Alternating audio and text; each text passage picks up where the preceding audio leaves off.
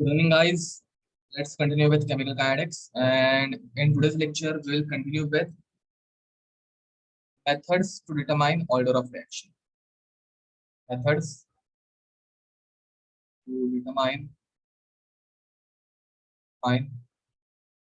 order of reaction. Now, guys, in this, till now, we have studied initial rate method. Correct? Initial rate method, which was very important. Initial rate method, which was very important. इसके ऊपर सबसे ज्यादा question पूछे गए हैं. ठीक है. Second type is graphical method. And JEE वालों को तो ग्राफ्स बहुत पसंद है, बताइए तो लोगों को. ग्राफिकल मेथड जिसके ऊपर जेई में ज्यादा क्वेश्चन पूछे जाते हैं. नीट में ऐसा नहीं बोलूंगा कि क्वेश्चन आता ही नहीं है, बट हाँ, क्वेश्चन बन सकता है, बट कम आते हैं. जेई के कंपैरिजन में ग्राफिकल मेथड पे नीट में क्वेश्चन कम बनते हैं. Okay. Now third type is which we are going to learn today is integrated rate law method. Integrated rate law method. And guys, this is a trial and error method. ठीक है. तो इसके ऊपर question भी कम आते हैं because trial and error method है. ठीक है. अब fourth method is half life method. Again come question. ठीक है. Half life method. Okay.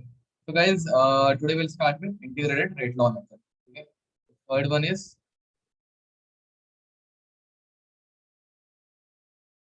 integrated rate law method. So guys, in case of integrated rate law, तुम लोगों को सबसे पहले क्या देखना है? तो फर्स्ट हम लोग देखेंगे if the reaction is first order और नॉट. ठीक है. Remember this is a trial and error method. ठीक है. ट्रायल एंड एरर आते हैं इसमें. ठीक है. तो तुम लोगों को एक एक करके हर एक चीज चेक करनी रहती है. तो पहले तुम लोग क्या चेक करोगे? ज्यादा प्रोबेबिलिटी किसकी रहती है? तो पहले याद रखना, always check for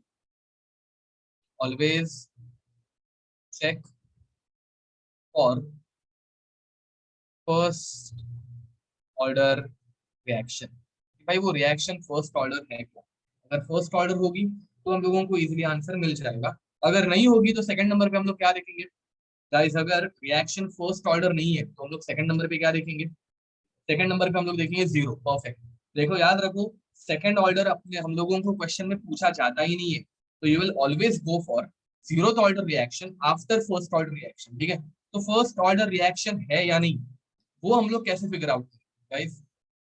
how to find out if the reaction is first order और not? By formula. Very nice guys. हम लोगों को जो वैल्यूज दी रहेंगे ना, उसमें हम लोग उन वैल्यूज को यूज करके हम लोग यूज करेंगे की, फाइंड आउट करेंगे की. एंड के का फॉर्मूला रहता है फर्स्ट ऑर्डर के लिए. ठीक है. ये तो लिख दो for first order. For first order लोग के फाइंड आउट करेंगे. तो वैल्यू फॉर के is 2.03 upon T log of A zero upon A T. ठीक है. अब गाइस, यहाँ पे क्वेश्चन आता कैसे है? यहाँ पे क्वेश्चन आता कैसे है? तो तुम लोगों को अलग अलग टाइम्स दिए रहते हैं. ठीक है. और अलग अलग कॉन्सेंट्रेशन दिया रहता है. तो लेट्स अज्यूम कॉन्सेंट्रेशन. ठीक है. तो कॉन्सेंट्रेशन तुम लोगों को अलग अलग वैल्यूज दी रहती है. तो कॉन्सेंट्रेशन वर्सेस टाइम. ठीक है. तो तुम लोगों को चल टाइम वर्सेस कॉन्सेंट्रेशन ऐसे लिख देते हैं. तो टाइम वर्सेस कॉन्सेंट्रेशन, ये एक टेबल दिया है. For example zero. जीरो के टाइम पे कॉन्सेंट्रेशन लेट्स अज्यूम सिंपल रखेंगे 10 था. ठीक है. तो आफ्टर 10 मिनट्स कॉन्सेंट्रेशन बन गया 8. आफ्टर 20 मिनट्स कॉन्सेंट्रेशन बन गया 6.4. आफ्टर 30 मिनट्स कॉन्सेंट्रेशन बन गया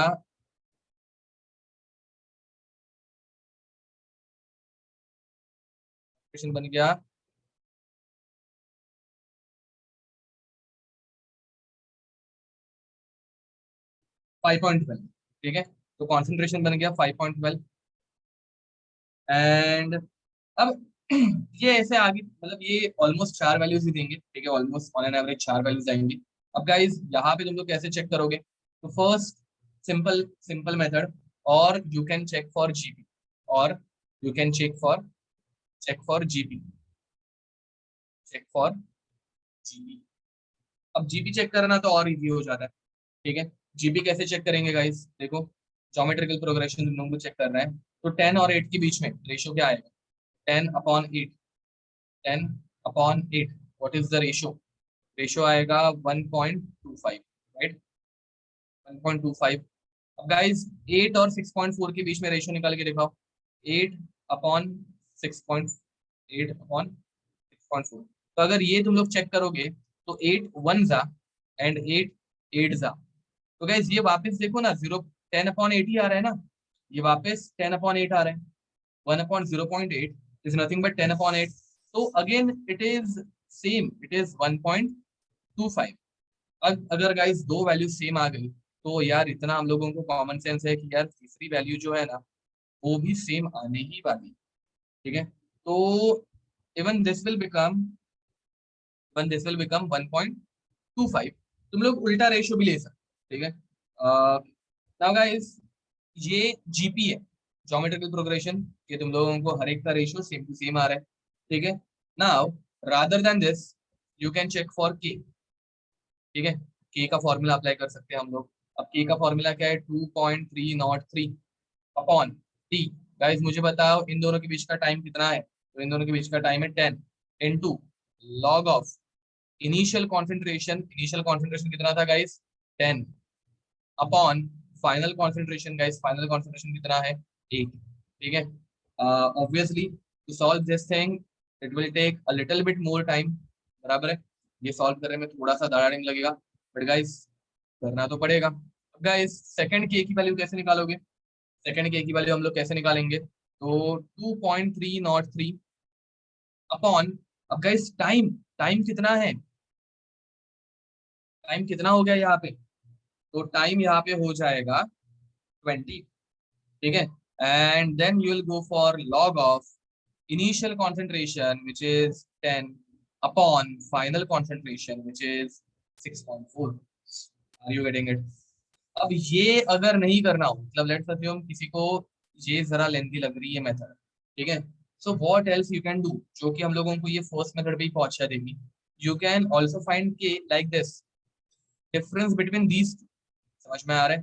तुम लोग फर्स्ट और सेकंड इनिशियल कंसंट्रेशन हमेशा 10 लेना है, ऐसे कंपलसरी नहीं है गाइस, तो what we can do, we can also take 2.303 upon t, guys t कितना भी ले सकते हैं हम लोग, तो यहाँ पे टी हम लोग ले सकते हैं 10, तो 10 into log of initial concentration, now guys initial concentration we are going to take 8, अब इनिशियल कॉन्सेंट्रेशन कितना लेंगे, 8, 8/6.4, 8/6.4।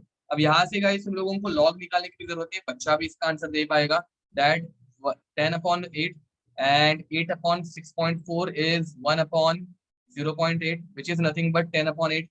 तो ये अगर लॉग का पार्ट सेम हो गया, ये दोनों पार्ट सेम हो गए, ये पार्ट तो हम लोगों का पहले से सेम था, सो गाइस फ्रॉम दिस, हाँ इनको जरा नंबर लेते हैं, K1 K2 एंड K3, ठीक है। From this we can conclude that K1 is equals to K2 is equals to K3 and hence this reaction is a first order reaction. अरे ये समझ आया, इज इट क्लियर, ठीक है। अब guys first order नहीं होगी तो जीरो ऑर्डर होगी, जीरो ऑर्डर के ऊपर नहीं आएगा, ये गारंटी मैं देता हूँ, ठीक है। और अगर जीरो ऑर्डर भी नहीं आया तो सेकंड ऑर्डर होगी, सेकंड ऑर्डर के ऊपर तो बिल्कुल नहीं आएगा, एंड सेकंड ऑर्डर अगर पूछा भी गया तो it will be asked in advance paper, ठीक है। वो मेंस में नहीं आएगा जीरो ऑर्डर के बाद सेकंड ऑर्डर, बट अगर फर्स्ट ऑर्डर और जीरो ऑर्डर नहीं है एंड एडवांस के पेपर में ऐसे हो रहा है कि फर्स्ट नहीं है जीरो भी नहीं है, तो तुम लोग आंखें बंद करके सेकंड ऑर्डर टिक करके आ जाना, ठीक है। तो guys after this will go for zero order reaction, ठीक है। एंड जीरो ऑर्डर रिएक्शन में कैसे देंगे वो, तो time and concentration, time 0 concentration 10, time 0 concentration 10, time 10 minutes concentration 8, time 20 minutes concentration 6, time 30 minutes concentration 4। अब यार ये तो एकदम सिंपल है। How to check it? तो एक तो तुम लोग के निकाल सकते हो, एंड के की इक्वेशन क्या थी? A naught minus A T upon T, और चेक फॉर एपी, और ये एपी है, ये तुम लोगों को डायरेक्ट समझ में आ रहा है, चेक फॉर एरिथमेटिक प्रोग्रेशन। ठीक है, अब गाइस इनके बीच का डिफरेंस, एरिथमेटिक प्रोग्रेशन में हम लोग डिफरेंस देखेंगे, तो इनके बीच का डिफरेंस है 2, इन दोनों के बीच का डिफरेंस है 2, इन दोनों के बीच का डिफरेंस है 2, इसके बाद वाले पे अगर कुछ आता तो उसका भी डिफरेंस हो जाता 2। Are you getting it? अगर वैसे नहीं करना है, एग्जाम में नंबर थोड़े डिफिकल्ट आ गए, तो ऑब्वियसली हम लोग रेशियो ले सकते हैं, मतलब ये के चेक कर सकते हैं। तो गाइस के वन कितना होगा? ए नॉट कितना था? 10, 10 माइनस एटी कितना है? 8, and what is the difference between these two? Time कितना है? टाइम है 10, आंसर कितना आएगा? 0.2। अब गाइस के टू कितना आएगा? 0 से 20, 0 से 20 एंड 10 to 6, तो it will become 10 - 6 upon 20, correct, upon 20, 4/20 will become 0 point, कुछ तो गलत किया क्या मैंने? 2/5 है ना?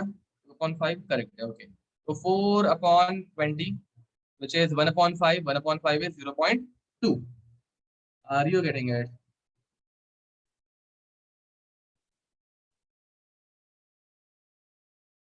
ओके, सो गाइस तुम लोग एपी भी फाइंड आउट कर सकते हो, तुम लोग डायरेक्ट के निकाल के इसका आंसर निकाल सकते हो, that is totally up to you. ठीक है, चलो राइट इट डाउन फास्ट। हाँ, टाइम पीरियड जो है वो सेकंड्स में भी आ सकता है, obviously it can be in seconds, और else in exam what they might do, they will give you unit in minutes for question, and they'll ask answer in seconds। ठीक है, ऐसा भी हो सकता है, तो तभी तुम लोगों को मिनट्स को सेकंड में कन्वर्ट करने आना चाहिए, जो कि सबको आता होगा।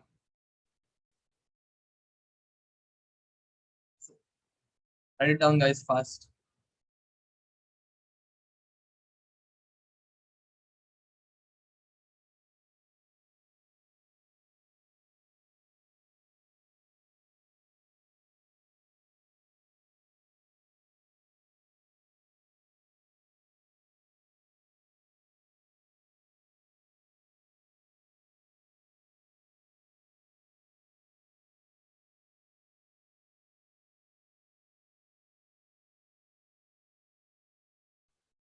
Yes guys, someone is asking कि सेकंड ऑर्डर के लिए भी सर एक बार बता दो, तो बता तो दिया है यार। What you have to do, you have to find value of K with respect to second order equation. ठीक है, तो सेकंड ऑर्डर की इक्वेशन कैसे होगी? 1/t इंटू, ये हम लोगों ने लास्ट टाइम लिखा है गाइस, जाके देख लेना एक बार, 80 - 1/e0। Again I am repeating, तुम लोगों को सेकंड ऑर्डर के लिए चेक करने की जरूरत ही नहीं है, पहले फर्स्ट ऑर्डर देखो, फिर जीरो ऑर्डर देखो, ये दोनों अगर नहीं आए तो सेकंड ऑर्डर 100% रहने वाला है। ठीक है, बट अगर फिर भी चाहिए होगा तो ये कर दो। ठीक है, shortcut for second order is that first order नहीं है, जीरो ऑर्डर नहीं है, तो सेकंड ऑर्डर है, this is the shortcut, nothing else.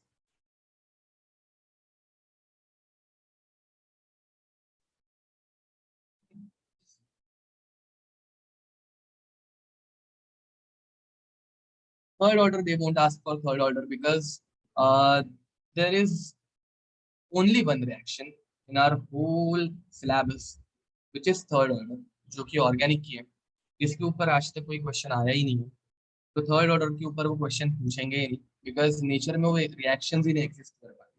क्यों नहीं एग्जिस्ट कर पाती, तो उसका आंसर मैं तुम लोगों को थोड़ी देर के बाद दूंगा, मैं ही तुम लोगों को पूछूंगा, डोंट वरी, क्यों नहीं एग्जिस्ट कर पाती थर्ड ऑर्डर की रिएक्शन। ठीक है, बट अभी के लिए ये लिख दो गाइस, चलो।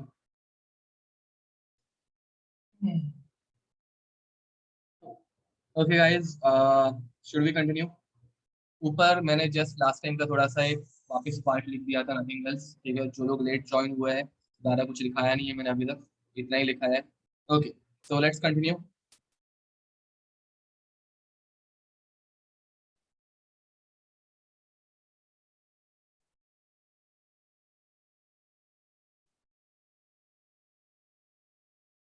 Now guys, last part is half life, half life, and इसके ऊपर क्वेश्चन बहुत अच्छे बनते हैं। ठीक है, we won't be able to complete this chapter because lecture का ड्यूरेशन थोड़ा कम हो गया है, तो आज खत्म नहीं हो पाएगा ये अनफॉर्चुनेटली। ओके, तो half life method guys, half life method में लास्ट टाइम मैंने तुम लोगों को ये करवाया था that half life is inversely proportional to initial concentration raise to n minus one. ये याद है गाइस? लास्ट लेक्चर में हम लोगों ने ये किया था, half life is inversely proportional to 1 upon a naught raise to n minus one. तो इसी को हम लोग यूज करने वाले हैं, ठीक है।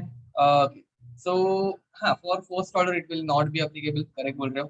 This is only for orders other than first order, ठीक है। अब ये हम लोग अप्लाई कैसे करेंगे फर्स्ट ऑर्डर के लिए? तो यार हाफ लाइफ इंडिपेंडेंट रहता है, तो वो हम लोग फिगर आउट इजीली कर सकते हैं, ठीक है। ओके, नाउ गाइस इसे हम लोग यूटिलाइज कैसे कर सकते हैं?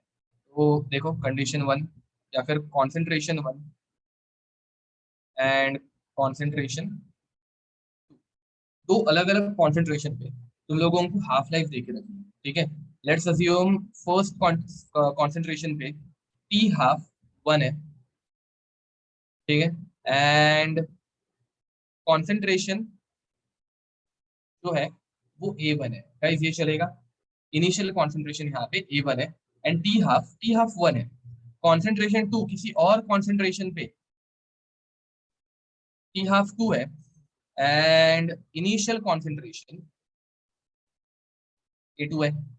So guys, what we can write? We can write that T half 1 is directly proportional to, sorry, inversely proportional to A1 raised to n minus 1 and T half 2 is inversely proportional to A2 raised to n minus 1. Guys, ये expression हम लोगों ने यहाँ पे apply कर दिया। Now if we are taking ratio of these two, taking ratio, if we are taking ratio, then we'll get our formula. And what is our formula? Formula is quite easy. Ratio ले लो, T half 1 upon T half 2 is equals, ratio ले लिया ना guys, तो constant जो थे वो cancel out हो गए। अब ये A1 जो है वो डिवीजन में है एंड ये A2, मतलब ये ऐसे कुछ होगा 1 upon A1 raise to n minus one upon 1 upon A2 raise to n minus one.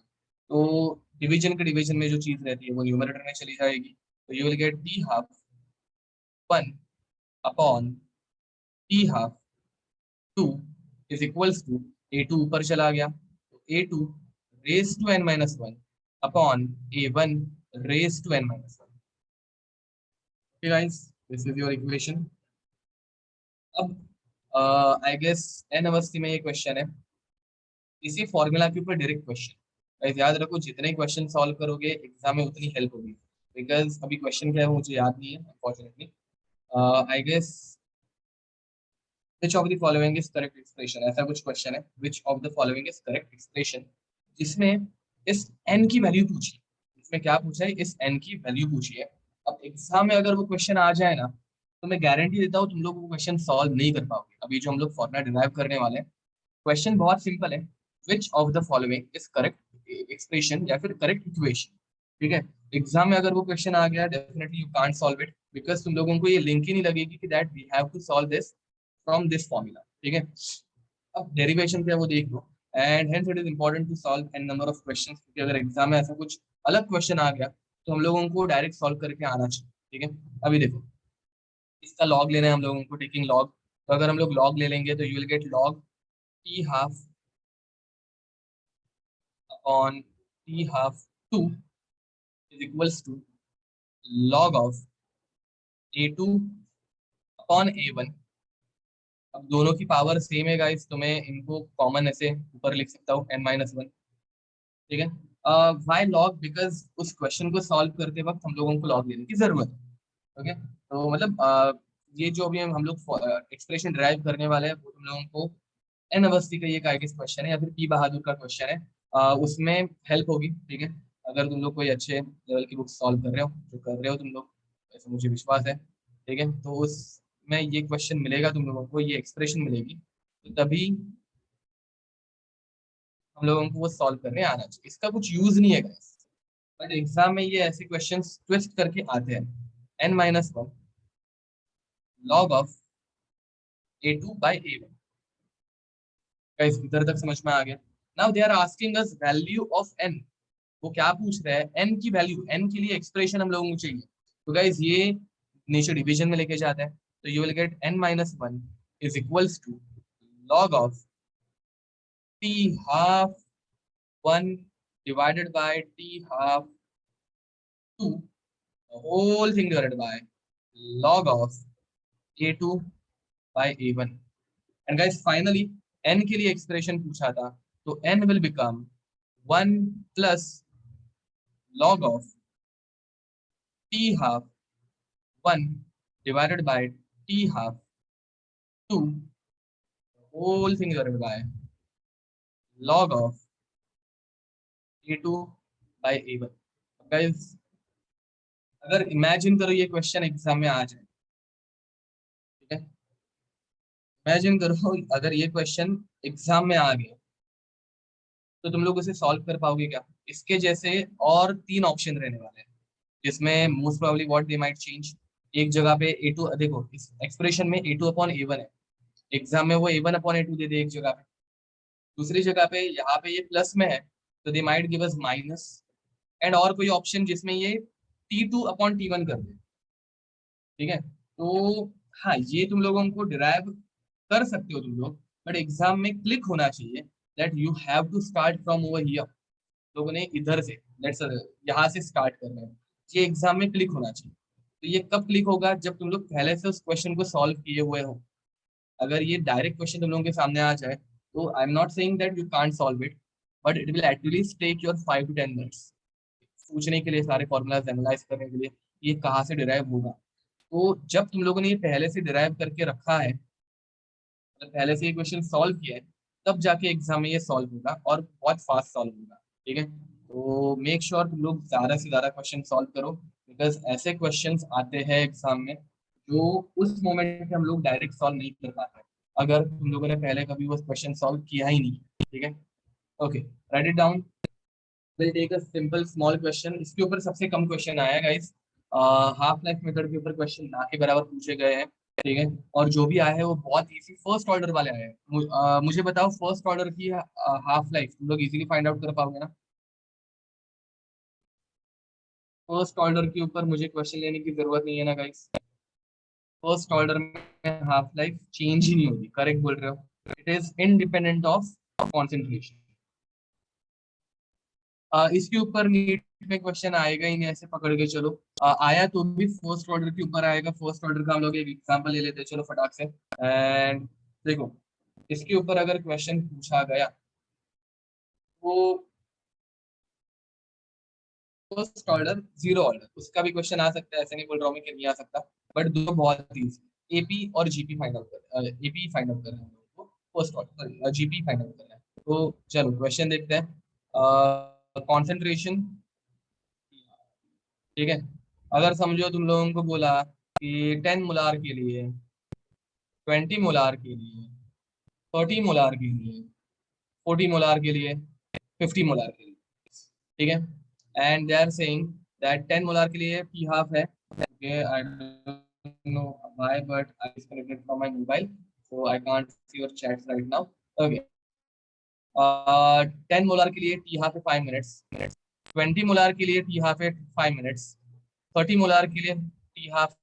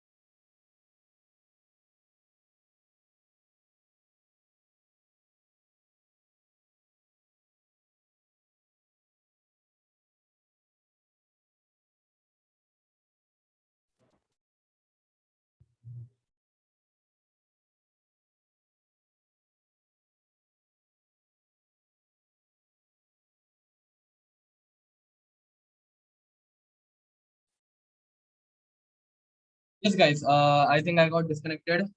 तो चलो कंटिन्यू करते हैं. बाय द वे गाइस, ये इस क्वेश्चन का आंसर तो सब जन दे सकते हैं. इस क्वेश्चन का आंसर सब जन दे सकते हैं, राइट? इस क्वेश्चन को मुझे पहले दिखाना पड़ेगा. बहुत लोगों ने क्वेश्चन भी देखा नहीं रहेगा शायद से. आई don't know when I got disconnected. चलो. तो हाँ, screen is now visible. Now guys, for this question I think all of you can give me the answer. ठीक है, इसमें नीट जेई ऐसा कुछ डिस्क्रिमिनेशन करने की जरूरत नहीं है, because it is really easy. ठीक है, ये बहुत इजी है. देखो, मैं तुम लोगों को नीट और जेई के लेवल के क्वेश्चन दे रहा हूँ. एक्चुअली मुझे एक क्वेश्चन लेना था थोड़ा डिफिकल्ट वाला, बट आई थिंक ज्यादा मैथमेटिक्स नहीं करते आज हम लोगों को ये लेक्चर और बहुत चलाना है. तो guys, over here, t half is independent of concentration, right? If it is independent of concentration, so t half अगर इंडिपेंडेंट है, तो we can say that order is 1. यहाँ पे 10 मोलार हो तभी भी 5 मिनट लगने वाले, 20 हो तभी 5, 30 हो तभी भी 5, 40 हो तभी 5, 50 हो फिर भी 5. तो ये हो गया फर्स्ट ऑर्डर. गाइस, दूसरा, कॉन्सेंट्रेशन एंड टी हाफ. ठीक है, अगर 10, 20, 30, 40, 50 ऐसा दिया.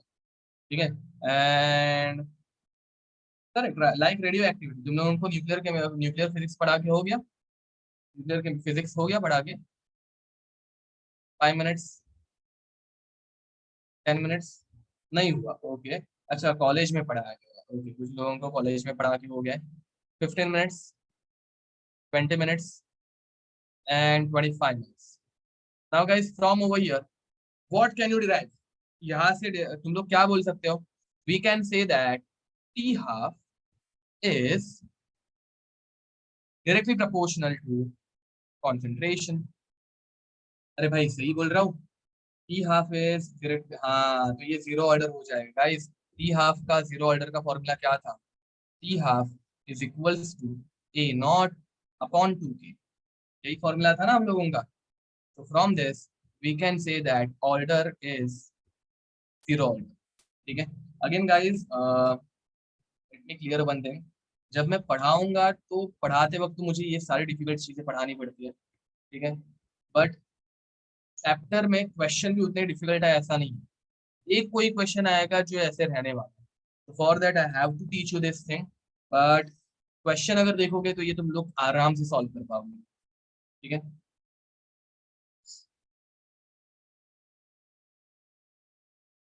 ओके, तो राइट इट डाउन फास्ट.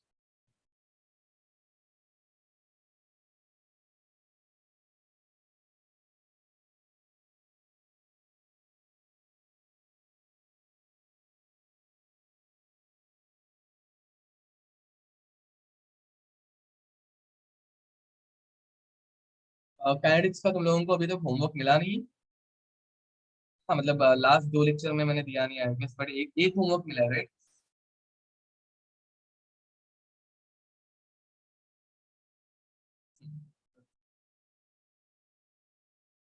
एक एक लेक्चर का तो मिला है, फर्स्ट इनिशियल होमवर्क मिला है. Okay, I didn't get how you predicted this answer. यहाँ पे देखो ना, जैसे जैसे कॉन्सेंट्रेशन, यहाँ पे देखो जैसे जैसे कॉन्सेंट्रेशन बढ़ते जा रहा है, लोगों का टी हाफ भी बढ़ते जा रहा है ना. What we can say, t half is directly proportional to concentration. And t half and concentration directly proportional वाला हम लोगों का फॉर्मूला क्या है? तो है जिसमें टी हाफ एंड कॉन्सेंट्रेशन दिया है directly proportional. You getting it? यही चीज. ओके, चलो, अभी हम लोगों ने ऊपर इतने मेहनत से इतने बड़े बड़े फॉर्मूला डिराइव किए थे, तो थोड़ा सा तो हम लोग ये कर सकते हैं, यूटिलाइजेशन कर सकते हैं. तो गाइस, यही चीज हम लोग ऊपर के फॉर्मूला से भी कर सकते थे. ठीक है, फॉर्मूला फॉर्मूला से बता देता हूँ, चलो. फॉर्मूला क्या था? T half 1 upon t half 1 upon t half 2 is equals to A2 upon A1 raise to n-1। अरे भाई ये फॉर्मूला याद है, ठीक है। तो ये फॉर्मूला हम लोगों को यूज करके अगर आंसर निकालें तो देखो गाइस, टी हाफ वन क्या है, T half one initial T half 5, 5 लिखो।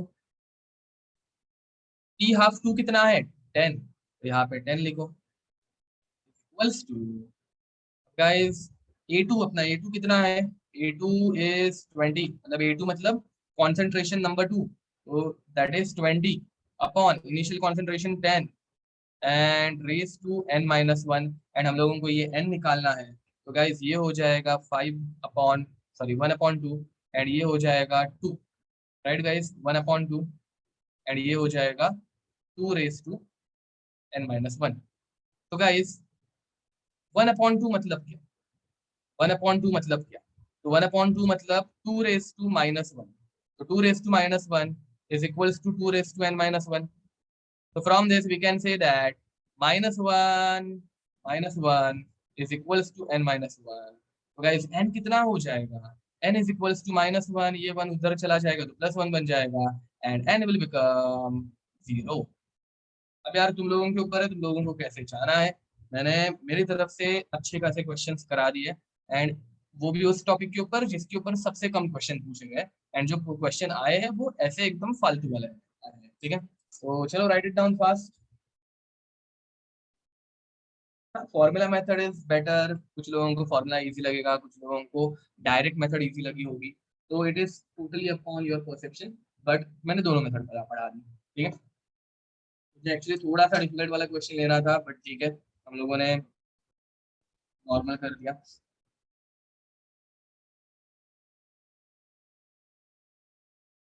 हाँ ये मेथड एक्चुअल में डिफिकल्ट है, ठीक है। ये मेथड तुम लोगों को एडवांस में काम आ सकती है, ठीक है, ये वाले फॉर्मूला अच्छे क्वेश्चन हो सकते हैं, ठीक है। चलो एक काम करते हैं, जिन लोगों को क्वेश्चन चाहिए है, ठीक है, मैं क्वेश्चन लिख रहा हूँ एक होमवर्क के लिए, तुम लोगों के ऊपर है सॉल्व अगर करना होगा, बट ये मेंस और नीट लेवल से डिफिकल्ट है, ठीक है। तो फॉर अ पर्टिकुलर रिएक्शन, और एंड हाँ जिन लोगों को ये क्वेश्चन का आंसर चाहिए होगा, लास्ट ईयर के लेक्चर में मैंने डेफिनेटली सॉल्व किया होगा, अगर तुम लोगों को चाहिए होगा तो, for particular reaction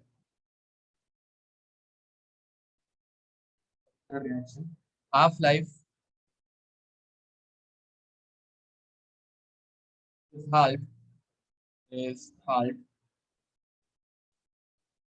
when concentration of reactant when concentration of reactant becomes 1/4, becomes 1/4। Determine order of reaction, determine order of reaction। Answer is, सभी लोग मुझे मैसेज करना स्टार्ट कर देंगे, नहीं पहले से आंसर दे दो। आंसर इज -1/2, ओके, तो this is the answer, and ये कैसे वो तुम लोगों को इस फॉर्मूला से ही आएगा, इसका कोई शॉर्टकट मेथड नहीं है, ठीक है। And this is a proper higher level question, ये एनओसी में तुम लोगों को मिल जाएगा, ठीक है। चलो आगे बढ़े।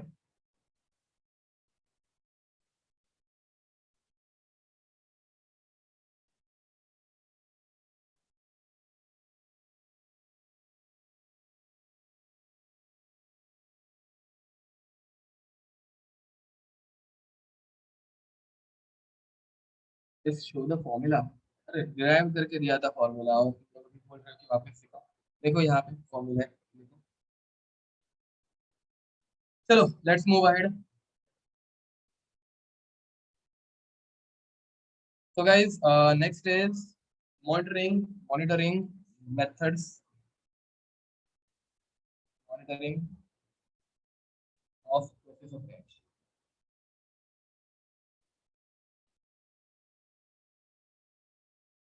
monitoring progress of reaction।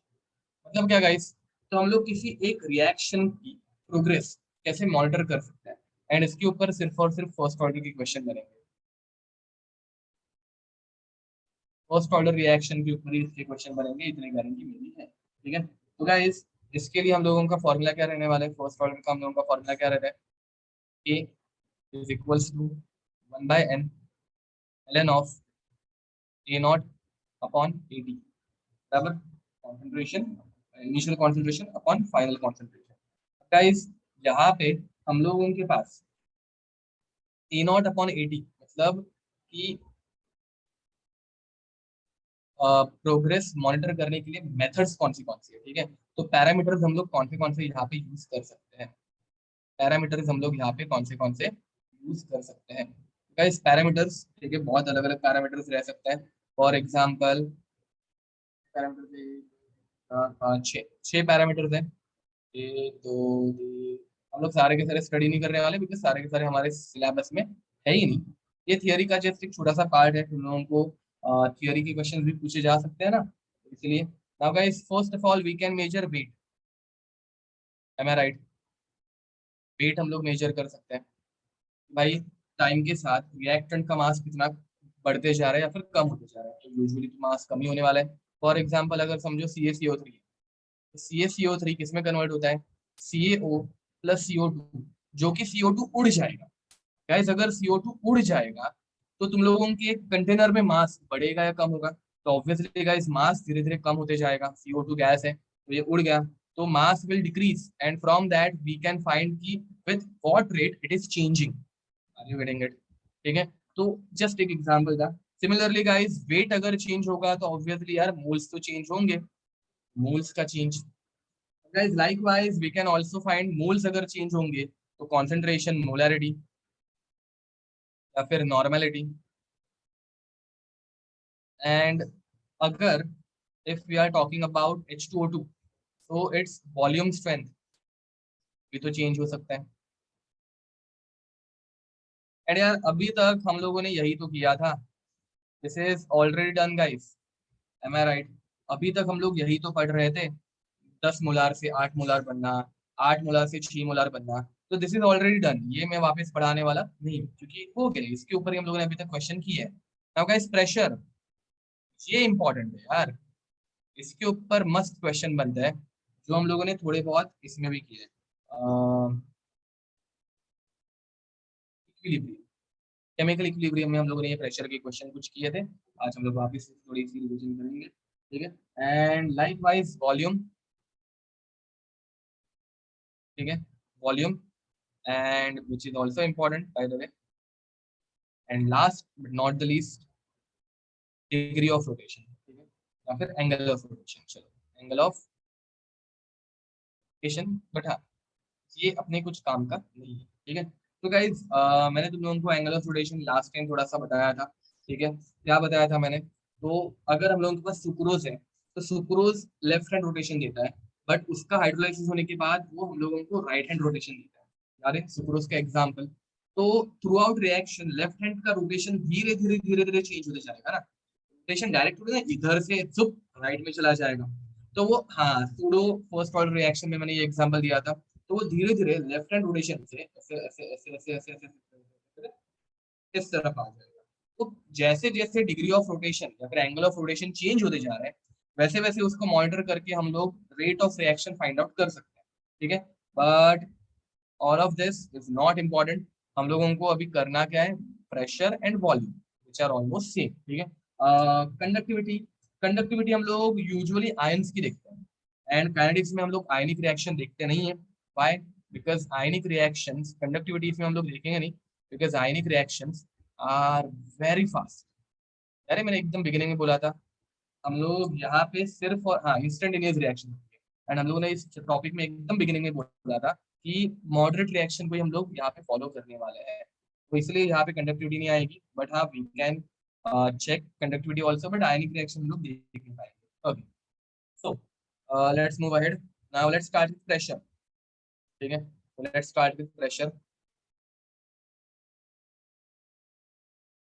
So guys, let's take an example that there is A gas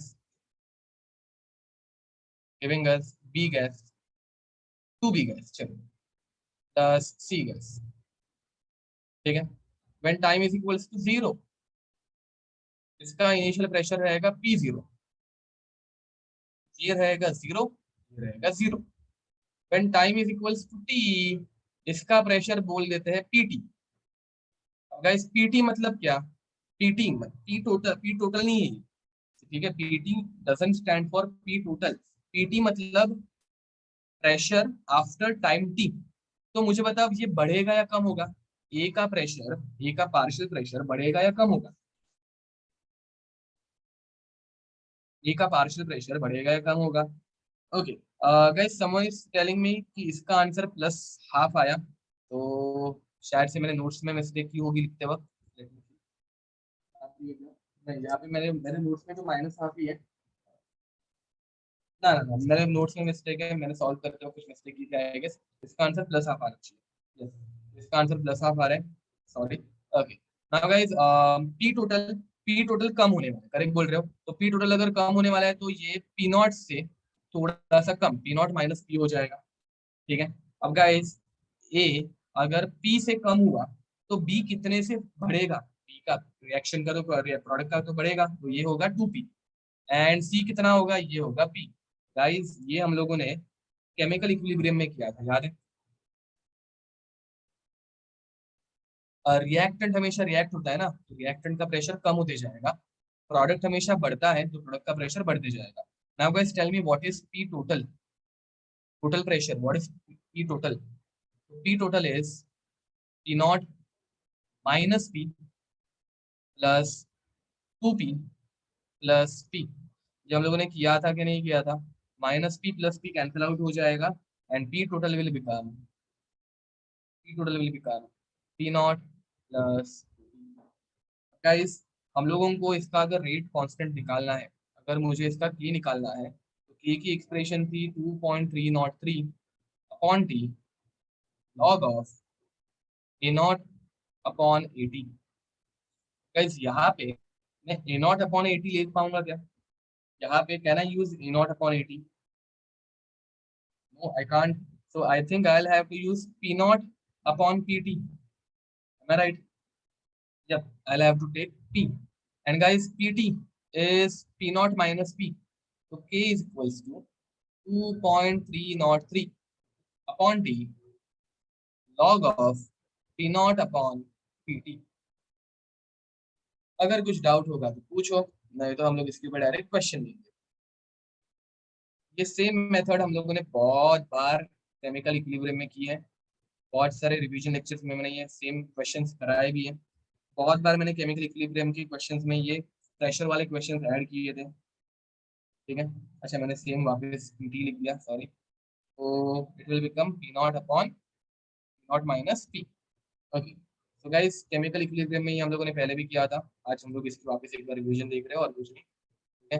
and formula थोड़ा सा चेंज हो गया, वहां पे हम लोग केपी निकालते थे, यहाँ पे हम लोग के निकाल रहे हैं, ठीक है? Let's take a question, question ले लेते हैं।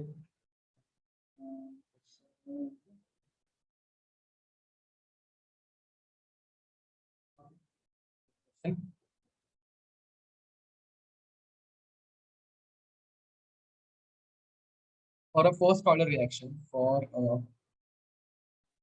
first order reaction, and they have given us the reaction which is N2O5 gas. ये अभी तक तुम लोगों को बाय हार्ट हो जाना चाहिए। N2O5 एक कलरलेस गैस रहती है, जो कि डिसोसिएट होके NO2 गैस देती है प्लस O2 गैस देती है। यार ये हम लोगों ने केमिकल काइनेटिक्स में भी बहुत बार देखा है, ठीक है? इन विच in which initial pressure initial pressure of reactant reactant is 600 mmHg। It should be 2 and 205, करीब बोल रहे हो, बैलेंसिंग में मैंने 2 नहीं लिखा था। 600 mmHg, and after 10 minutes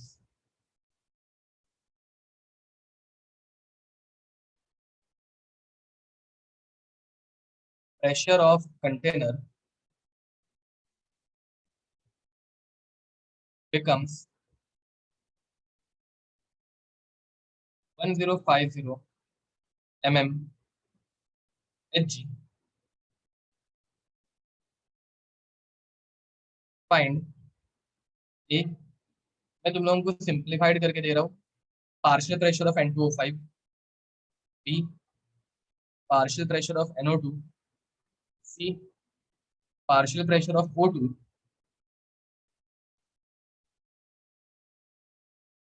यहाँ पे तुम लोगों को गाइस सेकंड्स में कन्वर्ट करने की बिल्कुल जरूरत नहीं है। D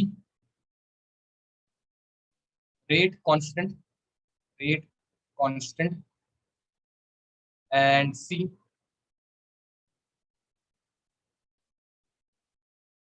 total pressure, total pressure,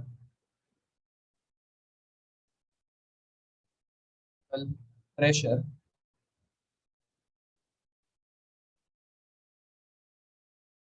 after 20 minutes. ठीक है,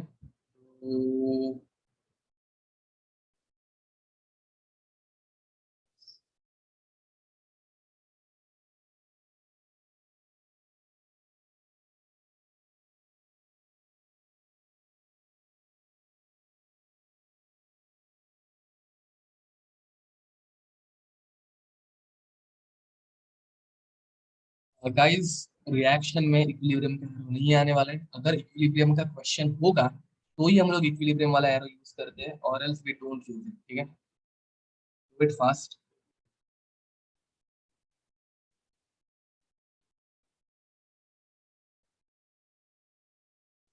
गाइस ये टाइप की क्वेश्चन हम लोगों ने बहुत बार किया है। तो 2N2O5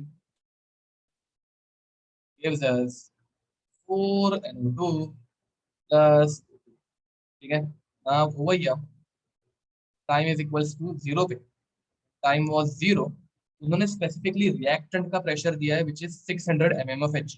तो रिएक्टेंट क्या है, मतलब ये दोनों का जीरो जीरो। ठीक है, या फिर एक काम करते हैं, नॉर्मल वर्ड्स में लिखते हैं पी नॉट, ये जीरो, ये जीरो। बस पी नॉट कितना दिया है उन लोगों ने, तो P not they have given 600 mm Hg। Am I right?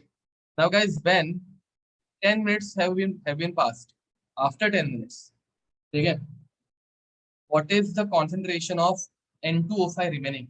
तो P naught minus 2P, double कम होगा, यहाँ पे बनेगा 4P और यहाँ पे बनेगा P।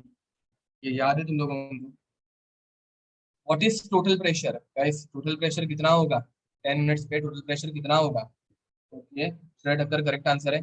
तो total pressure will become P naught minus 2P plus 4P plus P।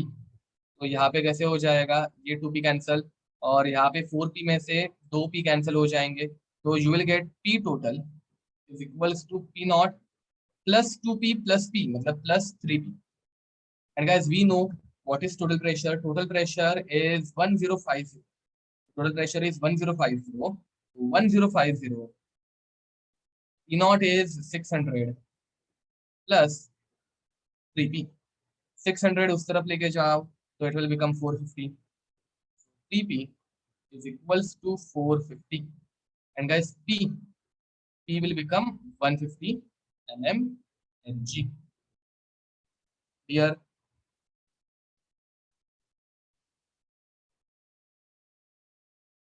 P कैसे निकालना है याद आया, हम लोगों ने ऐसे बहुत सारे क्वेश्चन किए। Now guys, let's put values over here. ठीक है, तो 600 माइनस 600 माइनस 2P, मतलब 150 का डबल 300, कितना बचेगा प्रेशर? 300 mm Hg। 4 इंटू 150, कितना प्रेशर बनेगा? 600 mm Hg। 150 का हाफ कितना बनेगा? 75 mm Hg।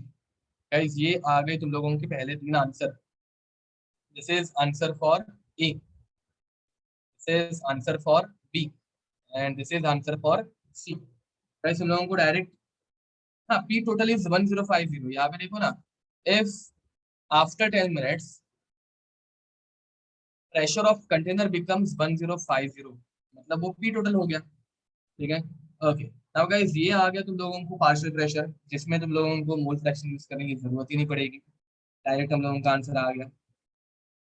O2 के लिए, अरे हाँ सॉरी मैंने इसको हाफ क्यों किया, आई डोंट नो। ओके, O2 के लिए सिर्फ P है ना, मतलब P मतलब 150 डायरेक्ट लिखना पड़ेगा, सॉरी 150 mmHg। O2 के लिए 150 डायरेक्ट आ जाएगा, करेक्ट बोल रहे हो। तो guys this is for answer A, answer for B and answer for C. Now we also have to find D, rate constant. Guys rate constant कितना होगा? Rate constant is k is equals to 0.303 upon T. एक काम करे क्या, चलो लिख देते 2.303 upon T log of P naught upon P after time T, P T. चलेगा ना ऐसे लिखूंगा तो guys it will become 2.303 upon T. T कितना दिया है हम लोगों को, चेक करो 10 minutes, into log of P naught which is 600 upon P after time t which is 300. So it will become log of 2. Log of 2 is 0.3. So guys 2.303 into 0.3 divided by 3.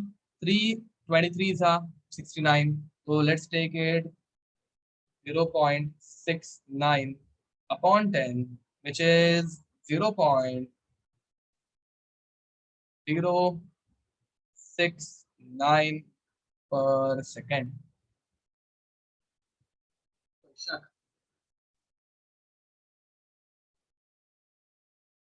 ये समझा? पर सेकंड नहीं, पर minute, thank you. हम लोगों ने minutes में calculation किया है ना, तो दिस विल बिकम पर minute. Okay, now guys E, E is after P not is 600 guys, P not is 600, देखो 600 है पी नॉट। ठीक है, ओके। ई टी इज 300, अरे देखो ना, partial pressure of N N2O5 लेना है ना। देखो पीटी क्या है, PT is P naught minus P, PT is P naught minus P, यहाँ पे P naught minus P, actually वो 2p हो गया, N2O5 रिएक्शन के अकॉर्डिंगली वो थोड़ा सा चेंज हो गया। ठीक है, okay. Now after time T, after 20 minutes, बराबर, आफ्टर 20 मिनट्स। गाइस मुझे पता नहीं तुम लोगों ने नोटिस किया है कि नहीं, बट इनिशियल प्रेशर था 600 mmHg, जो कि हो गया 300 mmHg। इसे हम लोग क्या बोलेंगे, इसे हम लोग क्या बोल सकते हैं? Half life, correct. This is half life, right. ये हो गया तुम लोगों का हाफ लाइफ। हाफ लाइफ कितना है? 10 मिनट्स। अब यार 20 मिनट के बाद मतलब सेकेंड हाफ लाइफ, 20 मिनट के बाद मतलब सेकेंड हाफ लाइफ, बराबर। तो मुझे बताओ सेकेंड हाफ लाइफ 300 का कितना बचेगा? 150 बचेगा, वेरी नाइस, करेक्ट बोल रहे हो। You getting it? तो गाइज मुझे बताओ अब तुम लोगों का पी कितना है, चेंज इन प्रेशर कितना हुआ?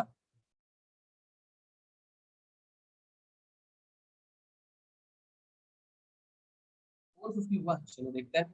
तो guys now N2O5 giving us 2 N2O5 giving us 4 NO2 plus 2। ठीक है, अब यहाँ पे इनिशियल था पी नॉट, इनिशियल था 600, पी नॉट इज 600। ठीक है, when time is equals to 0। Guys ये तुम लोग फॉर्मूला वाइज भी सॉल्व कर सकते थे, बट मेरा मोटिव ये है कि तुम लोगों का एप्टीट्यूड जनरेट करूँ, कि इसके क्वेश्चन जब ऐसे टाइप के है तुम लोग डायरेक्ट क्लिक कर पाओ। ठीक है, अब यहाँ पे ये इनिशियली 0 एंड 0। अब guys after time 20 minutes it will become P naught minus 2p which is कितना बचा, which is 150। P naught minus 2p which is 150. Are you getting it? After 10 and 10, 20 minutes, 150 mm of Hg N2O5 बच गया. अब मुझे बताओ what is P. अब P निकाल के दिखाओ. तुम लोगों का आंसर पहले वाला जो था वो गलत था, 450 आंसर गलत है. मुझे बताओ अब पी कितना आएगा एक्चुअल में. इनिशियल था 600 minus 2p equals to 150. Guys 2p is 450. तो गाइस p is 225 mmHg. अरे ये समझा. लोगों को मैंने p पूछा था, उन लोगों ने मुझे 2p बताया.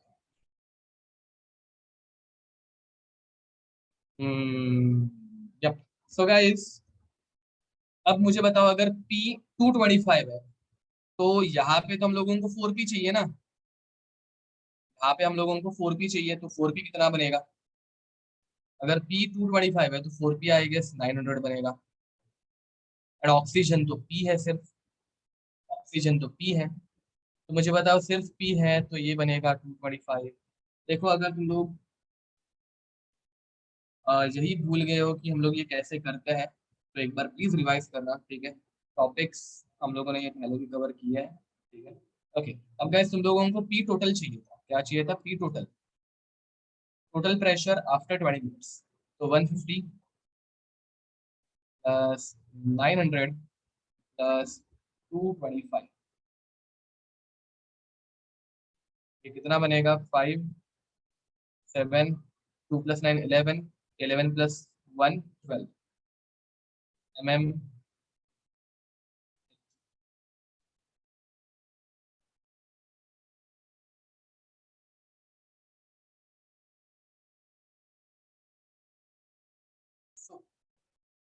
चलो गाइस राइट इट डाउन. देखो ये एक अच्छे लेवल का क्वेश्चन है, ठीक है. एंड इसमें हम लोगों ने, अगर लोग नोटिस करोगे, हम लोगों ने 5 अलग अलग क्वेश्चन बनाए हैं, ठीक है. तुम लोगों को ये 2 क्वेश्चंस अलग अलग आ सकते हैं, ठीक है. तुम लोगों को लगता होगा कि ये बहुत डिफिकल्ट है, तो it is not. Because in exam they will either ask के और एल्स दे विल आस्क ई, ठीक है. वो सारी चीजें एक साथ एग्जाम में नहीं पूछता है, ठीक है. हम लोगों को एक क्वेश्चन करने में बहुत टाइम चला जाता है because I am explaining also. एक से ज्यादा क्वेश्चन एक ही साथ हम लोग ले रहे हैं, ठीक है. एग्जाम में तो तुम लोगों को एक ही क्वेश्चन आने वाला है. Yes guys, complete this fast, then we'll move towards effect of temperature. Okay guys, actually reaction की मॉनिटरिंग का जो टॉपिक है वही हम लोगों के सिलेबस के थोड़ा सा बाहर का है, ठीक है. तो फर्स्ट ऑर्डर के ऊपर ही इसके क्वेश्चन बनते हैं, मतलब इसके ऊपर क्वेश्चन जो पूछे गए हैं और पूछे जाएंगे वो फर्स्ट ऑर्डर ही है. हम लोगों के सिलेबस में ही वो, ठीक है. तुम लोग एनटीए के वेबसाइट पे जाके देखना या फिर जो के सिलेबस को चेक करो केमिकल काइनेटिक्स का, फाइंड इट, ठीक है. तो डाउट होगा कि जेई का सिलेबस किधर मिल रहा है, गूगल करो मिल जाएगा.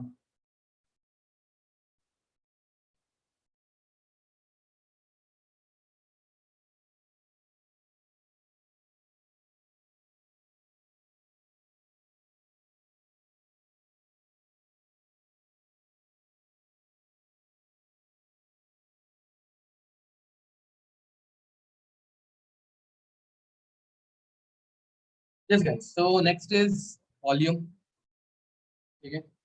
वॉल्यूम यार, वॉल्यूम तो बहुत इजी है. वॉल्यूम हम लोग किसका मेजर करते हैं यूजुअली. वॉल्यूम किसका, किस चीज का मेजर होता है.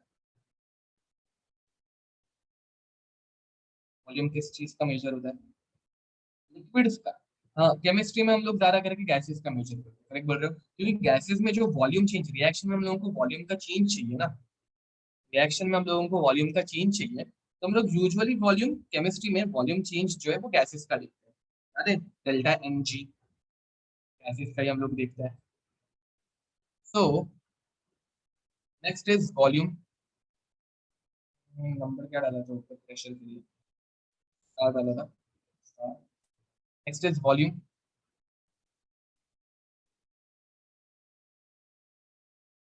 And change in volume is observed. Change in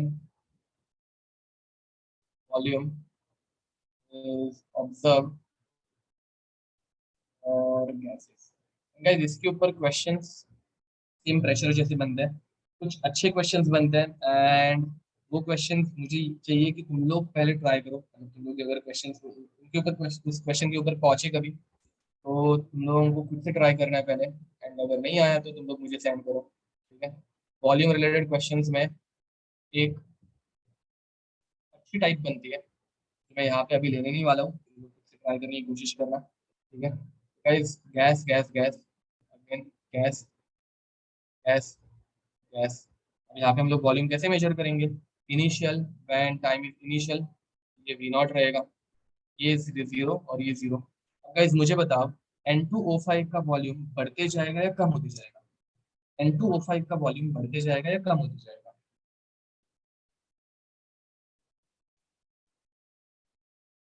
N2O5 का वॉल्यूम कम होते जाएगा, it will become V naught minus B, V naught minus B, ठीक है। It will become B, will become B, ठीक है। अब मैंने जो तुम लोगों को बोला है कि एक अच्छे लेवल का क्वेश्चन बन, हाँ sorry sorry sorry, V naught minus two B, four B and B, ठीक है। ओके। अब गाइस मैंने जो तुम लोगों को बोला है एक अच्छे लेवल का क्वेश्चन बनता है, राइट। तो देखो, इसके लिए मैं तुम लोगों को पहले से एक बेस बना के दे रहा हूँ। I hope you will be able to solve this by using this, ठीक है। फर्स्ट ऑफ ऑल तुम लोगों को वो क्वेश्चन ढूंढना पड़ेगा, ठीक है। मैं नहीं कराने वाला हूँ यहाँ पे। तो गाइस एट इन्फिनिटी, मतलब क्या, तो बहुत टाइम पास होने के बाद, मतलब पकड़ लो कि 4 घंटे, 5 घंटे, एक दिन, 2 दिन, और हम लोगों ने बिगिनिंग में ही बोला था इस चैप्टर में हम लोग ऐसे रिएक्शंस देखने वाले हैं जो कि 15-20 मिनट, आधा घंटा, 2 घंटे, मैक्सिमम एक दिन तक चलेंगे। तो गैस इनफाइनाइट टाइम मतलब क्या? तो जब रिएक्शन खत्म हो रही है उसके आगे तक, अगर पूरी रिएक्शन खत्म हो गई, अगर पूरी रिएक्शन खत्म हो गई, तो N2O5 का कॉन्सेंट्रेशन कितना होगा? N2O5 का वॉल्यूम कितना होगा, सॉरी, N2O5 का वॉल्यूम जीरो बन जाएगा, तो ये पूरा खत्म हो गया।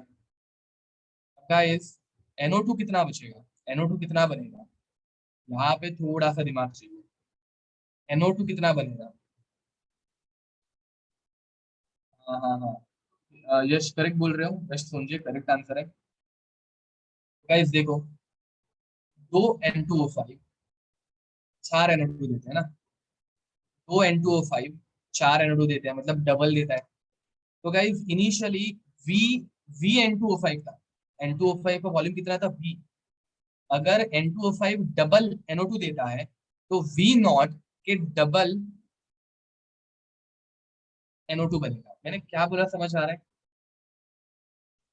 ये ग्रास्प हो गया होगा, ठीक है। एंड गाइस फाइनली N2O5 दो एक O2 देते हैं, मतलब आधा, बराबर, दो का एक मिल रहा है, मतलब डबल का हाफ, हाफ मिल रहा है।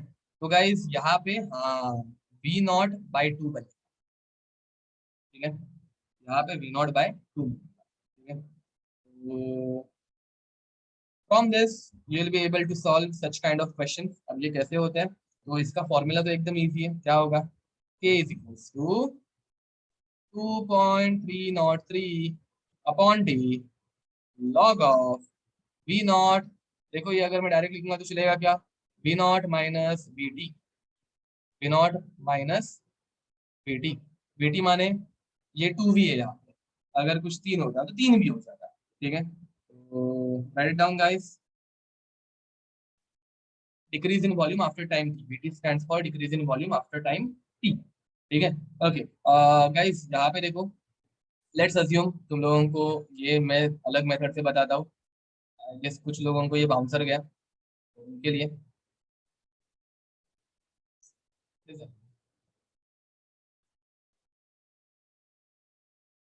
लेट्स अज्यूम बिगिनिंग में 10 लीटर N2O5 था, ये जीरो था, ये जीरो था। गाइस रिएक्शन पूरी खत्म हो गई, इन्फिनिटी पे हम लोग पहुंच गए। कहाँ पे पहुंच गए? इन्फिनिटी पे। जिन लोगों को ये समझ नहीं आया था वो यहाँ पे अभी देखे, अभी समझ में आ जाएगा। तो guys if we have reached infinity, तो ऑब्वियस है पूरा टाइम खत्म, मतलब पूरी रिएक्शन खत्म हो गई, तो N2O5 पूरा का पूरा खत्म हो गया, तो ये 0 लीटर बचेगा। ये कितना बचेगा? ये 0 लीटर बचेगा। एक्सटेंट ऑफ रिएक्शन 100%, करेक्ट बोल रहे हो। तो गाइस ये जीरो बच गया। अब गाइस 2N2O5 4NO2 देता है, 2N2O5 4NO2 दे रहा है, तो 10 लीटर कितने NO2 देगा? 10 लीटर कितने NO2 देगा? एक का डबल मिल रहा है ना, तो 10 का डबल 20 लीटर NO2 मिलेगा।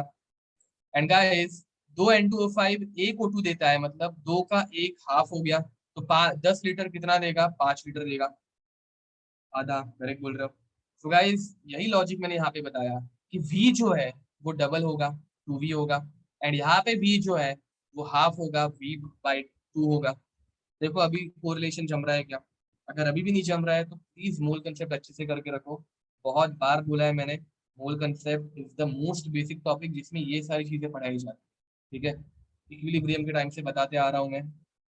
ओके, तो चलो गाइस, इसी क्वेश्चन सेम ऊपर जो हम लोगों ने किया था वैसा ही बनने वाला है, तुम लोगों को बेसिक आइडिया आ गई होगी। अच्छे क्वेश्चन तुम लोग खुद से फिगर आउट कर लेना कैसे सॉल्व करना है, ठीक है।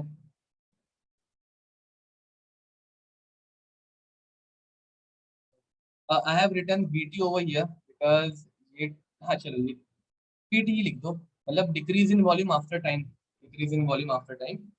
Okay guys, write it down fast, complete this.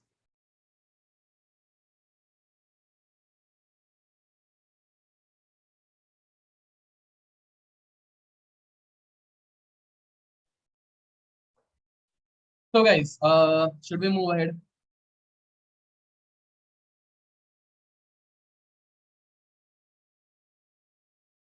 Pressure में मैंने टर्म्स थोड़े से, सिंबल्स थोड़े से अलग लिए थे। प्रेशर में मैंने यहाँ पे सिर्फ पी लिया था, ओके, यहाँ पे भी वी लिया, ओके चलो।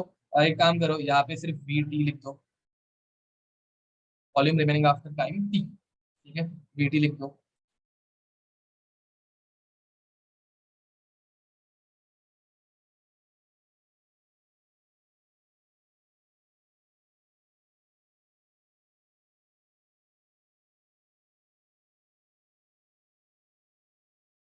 Now guys will learn about effect of temperature,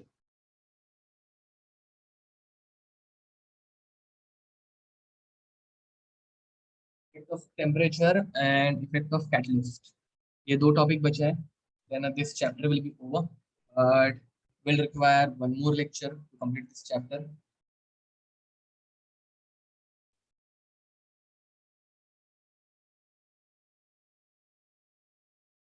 Actually, not one more lecture, will require almost 1 hour, most probably. Will require 1 hour, not more than that. Next lecture में नया topic start करेंगे।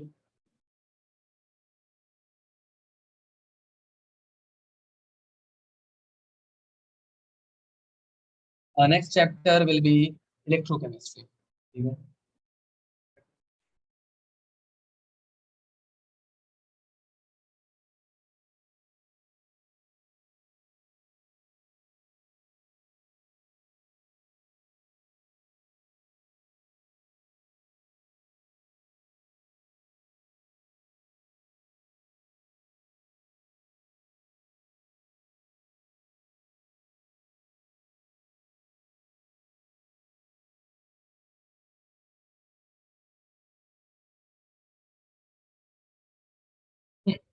आगे बढ़ेगा, इस लिख के हो गया सबका।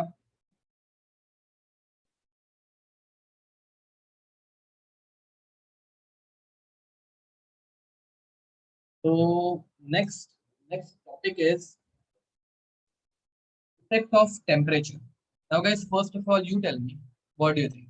If I'm increasing the temperature, so rate of reaction, the speed of reaction, it will increase or it will decrease? Effect of temperature. Obviously, guys, it will increase. Effect of temperature.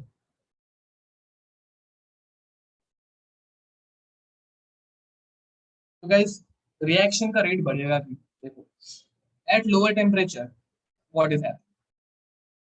एक A molecule है, दूसरा B molecule है। पर अगर धीरे से reaction हो रही है ना, तो ये ऐसे धीरे धीरे मूव कर रहा है, एंड अगर ये धीरे धीरे ऐसे मूव कर रहा है, इनमें जो कोलिजन होगा वो भी एकदम धीरे से होगा, है राइट। इनमें जो कोलिजन होगा वो भी ऐसे आराम से, ऐसे प्यार से होगा, यार अगर हम लोगों को किसी का गलती से धक्का लग जाए तो हम लोग उससे झगड़ने लग जाते हैं क्या? तो लोग ऐसे कुछ लोग रहेंगे शायद से जो ऐसे थोड़ा भी धक्का लग जाए तो झगड़ने लग जाए। बट गलती से लग गया तो यार ठीक है, चलो इट्स ओके बोल के निकल जाए, बराबर। बट अगर कोई भाग भाग के आ रहा है पहले से एंड फिर उसका धक्का लग जाए जोर से, तो यार झगड़ा होगा कि नहीं होगा? मतलब ये तुम लोगों ने बहुत बार ऑब्जर्व किया होगा, राइट? तो guys, what is happening over here? If we are increasing the temperature, then kinetic energy of molecule will increase, and because of which their collision will increase. All right, their energy during collision will increase, and because of which reaction will become more feasible. मैं क्या बोला समझा? तो temperature increases, kinetic energy increases, because of which rate of collision increases. Rate of collision increases, because of which the rate of reaction increases. अभी किसको लग रहा होगा कि बहुत शॉर्ट में लिख के दिया, तो ये हम लोग आराम से पढ़ने भी वाले हैं। दिस इज जस्ट इंट्रोडक्शन, ठीक है? इंट्रोडक्शन पॉइंट ऑफ व्यू मैंने बताया, ये सिर्फ आराम से एक एक करके पढ़ने वाले सब कुछ। Now guys, write down, note, note, छोटी सी note, for every 10 degree rise in temperature, rate of reaction increases 2 to 3 times, 2 to 3 times। मतलब क्या? तो वो रिएक्शन टू रिएक्शन चेंज होने वाला है, ठीक है? But for every 10 degree rising temperature, rate of reaction double से लेके ट्रिपल तक जा सकते हैं। Depends on order? No, it does not depend on order, it depends on nature of reaction. Nature of reaction and temperature, वो सारी चीजें हम लोग देखेंगे। ऑर्डर कॉन्सेंट्रेशन की वजह से, मतलब कॉन्सेंट्रेशन और ऑर्डर का रिलेशन है, बट ऑर्डर और टेम्परेचर का कोई भी रिलेशन, टेम्परेचर के रिलेशन अलग अलग है, जो भी हम लोग देखने वाले एक करके। तो गाइस, 10 डिग्री का टेम्परेचर चेंज अगर कर दिया तो रिएक्शन का रेट डबल से ट्रिपल तक हो सकता है। It is a huge jump, ठीक है? एंड ये स्टडी करने के लिए हम लोग स्टडी करते हैं temperature coefficient.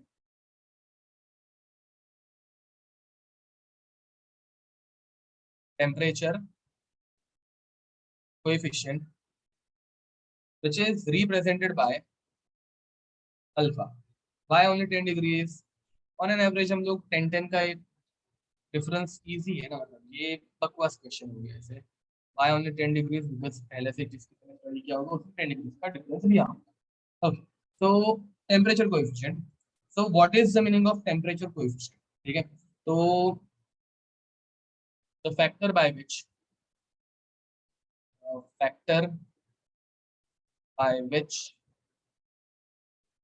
rate of reaction increases when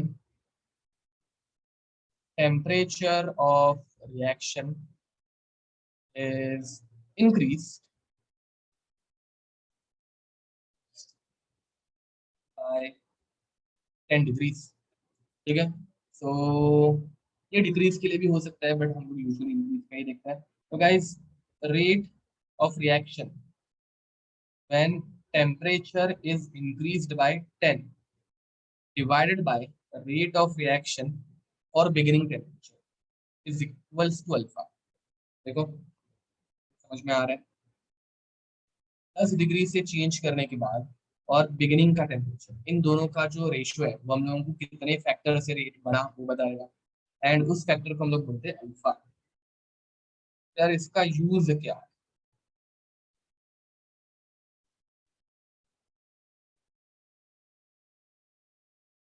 इसका यूज क्या है?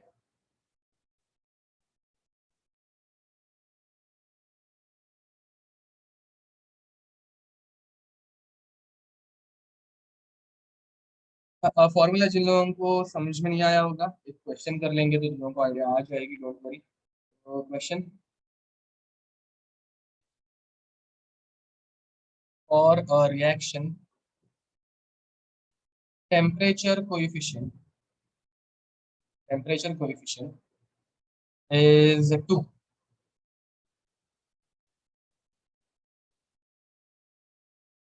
Find the order by which, order by which rate increases when temperature is increased from 25 degrees Celsius to 25 degrees Celsius to A 35 degrees Celsius, B 45 degrees Celsius, C 55 degrees Celsius, D 65 degrees Celsius.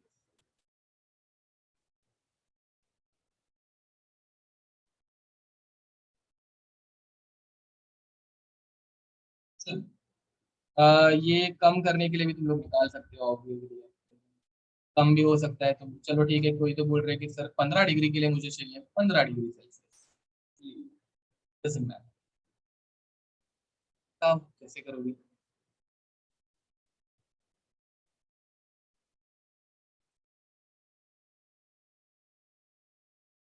तो guys, तुम लोगों को definition सिर्फ समझ में आनी चाहिए। नील correct answer है, वेरी नाइस।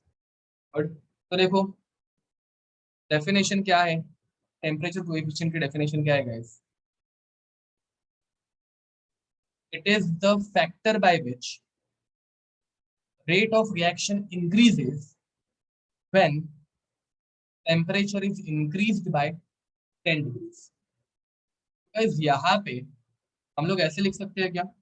देखो, rate of reaction at 35 degrees divided by rate of reaction at 25 degrees is equals to alpha.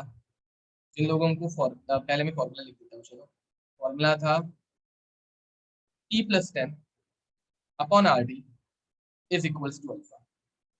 ठीक है, so guys, rate when temperature is increased by 10 degrees Celsius, 35 degrees, and initial rate 25 degrees Celsius equals to 2।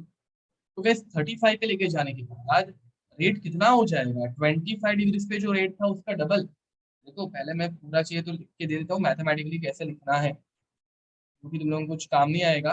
But rate at 35 degrees will become double of rate at 25 degrees. Right, तो guys यहाँ पे rate हो जाएगा double, यहाँ पे rate हो जाएगा double. अब यार 25 से अगर हम लोग 45 गए, 25 से अगर हम लोग 45 डिग्रीज गए, तो रेट 10 डिग्री से बढ़ने के बाद डबल होता है। बराबर, देखो 25 से 35 डबल हुआ, 35 से 45 जाते जाते ये वापस डबल होगा। तो गाइस 25 टू 45 कितना होगा? तो मुझे बताओ, 25 टू 45 कितना होगा? क्वाड्रपल्ड हो जाएगा। करेक्ट बोल रहे हो। ये समझ में आ रहा है कि यार डबल का डबल मतलब 4 टाइम्स। Are you getting? तो guys over here it will become 4 times. बाकी तो तुम लोग फिर आगे कर ही सकते हो। 45 35 के लिए डबल, क्वाड्रपल,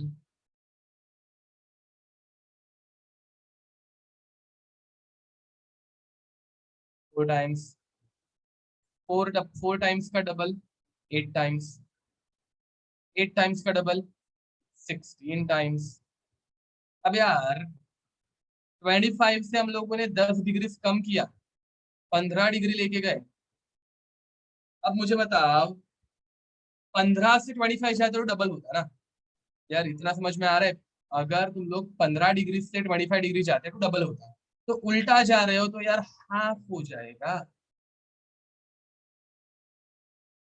राइट, तो गाइस इसका एक जनरलाइज्ड फॉर्मूला बना देते हैं,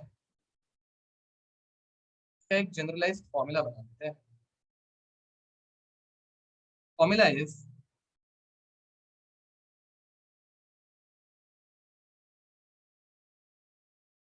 rate at T plus delta T temperature.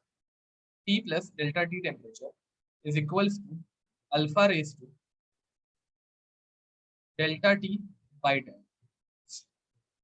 Formula काम कर कैसे करते हैं वो देखते हैं। ये जनरलाइज्ड फॉर्मूला है, ऑब्वियसली ये सिंपल फॉर्मूलाज है, ये डेरिवेशन इसकी कुछ है नहीं, ये मेरा बनाया हुआ फॉर्मूला है, ठीक है। जैसे बुक्स में तुम लोगों को फॉर्मूला नहीं दिखेगा, ये मेरा बना हुआ फॉर्मूला है जो कि सिंपल है। देखो टी प्लस डेल्टा डी, यार बिगिनिंग में टेम्परेचर था 25, लेट्स अज्यूम हम लोग निकाल रहे हैं rate at 65 degrees, rate at 65 degrees. अब मुझे बताओ यार, तो T plus delta T 25 plus कितना ऐड किया, 25 प्लस कितना ऐड किया, अल्फा कितना था हम लोगों का 2 था, 25 प्लस 40 ऐड किया, तो 40 डिवाइडेड बाई 10, मतलब ये कितना हो जाएगा, rate at 65 is 2 raise to, यहाँ बाय द वे यहाँ पे एक मिस्टेक होगी ना, अल्फा एंड ये आर टी, ठीक है, तो 2 raise to 4 multiplied by R T, मतलब रेट एट 25 डिग्री सेल्सियस, ठीक है, rate at 25 degree. 2 raise to 4 कितना होता है, 2 रेस टू 4 होता है 16, 16 into rate at 25 degree, and ये 16 ने यहाँ पे लिखा है, देखो ये फॉर्मूला जरा हजम कर लो, हजम तो हो ही जाएगा I guess, this quite easy.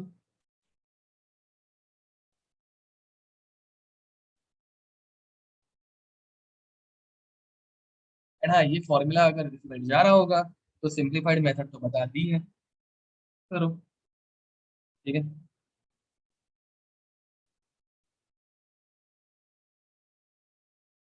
Actually I can explain this formula, we don't have that much of time, मतलब पहले नॉर्मल ट्रिक बता के फिर फॉर्मूला भी अगर आराम से पढ़ाते बैठ गया मैथमेटिक्स का तो थोड़ा ज़्यादा टाइम लग जाएगा ना, तो फॉर्मूला मेरे लिए खुद से समझने की कोशिश करना, अगर डाउट आए तो मुझे कॉल कर देना, ठीक है, बिकॉज से अगर फॉर्मूला बेस्ड में पढ़ाते बैठ गया तो तुम लोगों को उतना ग्रास्प नहीं होगा, एंड अगर पूरा एक्सप्लेन करने के बाद मैं फॉर्मूला के ऊपर भी 10-15 मिनट दूंगा तो मेरा सिलेबस कभी खत्म नहीं होगा। तो मेक श्योर कि फॉर्मूला फॉर्मूला तो यार इजी रहता है, मतलब यूज करना, अगर एक बार अपने को मिल गया तो खुद से फिगर आउट करो कि ये कैसे मैंने फाइंड आउट किया या फिर कैसे मैंने बनाया, ठीक है।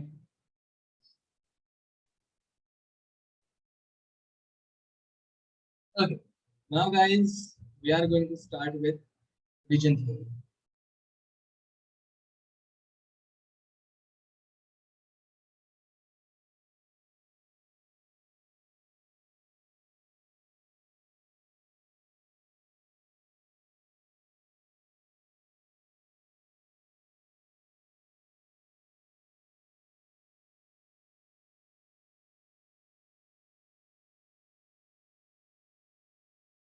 ओके, तो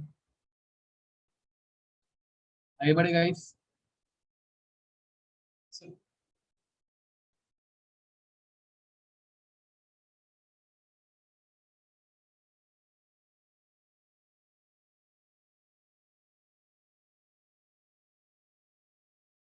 एक काम करते हैं, जरा मैक्सवेल डिस्ट्रीब्यूशन का भी याद करते हैं और रिवीजन कर लेते हैं। मैक्सवेल डिस्ट्रीब्यूशन, ठीक है गाइस। मैक्सवेल का नाम तुम लोगों ने फिजिक्स में भी पढ़ा है, केमिस्ट्री में भी मुझसे सुना है, गेशियस स्टेट में हम लोगों ने ये पढ़ा था। तो मैक्सवेल डिस्ट्रीब्यूशन कर्व कैसा था, Maxwell distribution curve is a bell like shape diagram, bell shape diagram है,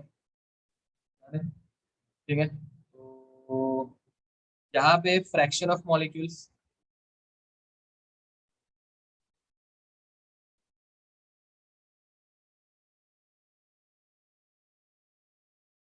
एंड यहाँ पे आता है वेलोसिटी ऑफ मॉलिक्यूल्स, अरे कुछ। And guys, fraction of molecules having zero velocity, मुझे बताओ दुनिया में ऐसी कोई भी गैस होगी क्या जिसमें वेलोसिटी है ही नहीं, जो ऐसी है शांति से रुकी है, ऐसे एक जगह पे शांति से रुकी है, नहीं। तो fraction of gas molecules having zero velocity is zero, and ये ग्राफ तुम लोगों को शायद से याद होगा, it is a bell shape graph which never touches origin. ये कभी ओरिजिन को टच नहीं होता यार है गाइस ये ग्राफ। थोड़ा सा हम लोग इसको अभी बेल शेप नहीं बना पाएंगे, थोड़ा सा इसको प्रॉपर बना दीजिए। इसे हम लोग गॉसियन कर्व भी बोलते हैं, इसे हम लोग गॉसियन कर्व भी बोलते हैं। ठीक है। And guys this was our most probable velocity यार है, इसे हम लोगों ने मोस्ट प्रोबेबल वेलोसिटी बोला था। Never touches X axis, correct बोल रहे हो। And this was V M P, most probable velocity. Guys normal temperature पे मॉलिक्यूल्स की एनर्जी बहुत कम रहती है। ठीक है। एंड मैंने तुम लोगों को पहले ही बोला था कि अगर दो मॉलिक्यूल्स है, अगर दो मॉलिक्यूल्स है एंड ये मॉलिक्यूल से प्यार से टकरा दिए तो रिएक्शन पॉसिबल है क्या? अगर ये मॉलिक्यूल्स एकदम हल्लू से टकरा टकरा दिए तो रिएक्शन पॉसिबल है क्या? Yes guys, if that colliding with each other very slowly, so this is not possible, am I right? Now guys, so मुझे बताओ ये जो मोस्ट प्रोबेबल वाले वाले मॉलिक्यूल्स है, मोस्ट प्रोबेबल गाइस देखो, अगर तुम लोग रेसिपी भी देखोगे तो बहुत सारे लोग एक आराम आराम से एक एवरेज स्पीड से चलते हैं, बहुत सारे लोगों की स्पीड कॉमन रहती है। एंड नॉर्मल लोगों की चलने वाली स्पीड पे अगर एक दूसरे को धक्का लग गया तो झगड़ा होता है क्या? नहीं होता। मतलब जो मोस्ट प्रोबेबल गैसेस की भी स्पीड है, मोस्ट प्रोबेबल गैसेस की भी जो स्पीड है, उस स्पीड पे अगर कोलिजन हुआ तो रिएक्शन पॉसिबल है क्या? देखो तुम लोग रेडियो से इसको कोरिलेट करना, अगर नॉर्मली तुम लोग जिस स्पीड पे चल रहे हो उस स्पीड पे किसी आदमी को धक्का लग गया तो वो रिएक्ट करेगा क्या? बिल्कुल नहीं, नहीं इट विल नॉट। तो guys molecules having higher energy than most probable velocity. ठीक है। मतलब क्या, तो इधर ज्यादा वेलोसिटी पे जो मॉलिक्यूल्स दौड़ रहे हैं वो रिएक्ट करने के कैपेबल, और बहुत कम लोग रास्ते पे ऐसे चलते रहते हैं या फिर भागते रहते हैं कि भाई जिनका अगर अपने को गलती से धक्का लग गया तो हम लोग उसके साथ झगड़ा करने लग जाए। M I right? ये एक कुछ थोड़ा सा फ्रैक्शन रहेगा, हार्डली 1-2% फ्रैक्शन या फिर 5% फ्रैक्शन होगा which has enough energy so that it will react. ठीक है। एंड गाइस इसे हम लोग बोलते हैं ई ए, इस रेंज को हम लोग बोलते हैं ई ए, एक्टिवेशन एनर्जी। इसे हम लोग क्या बोलते हैं? ई ए, या फिर थ्रेशोल्ड एनर्जी। चलो इसको बोल देते हैं थ्रेशोल्ड एनर्जी, थ्रेशोल्ड एनर्जी या फिर ई ए, एक्टिवेशन एनर्जी। एक्टिवेशन एनर्जी का मतलब थोड़ा सा डिफरेंट है, तो इसको हम लोग थ्रेशोल्ड एनर्जी या फिर ई ए, एक्टिवेशन एनर्जी। मतलब क्या, तो उस पॉइंट पे आके इतनी एनर्जी रहेगी कि अब रिएक्शन होके रहेगी। Are you getting it? हाँ। तो गाइस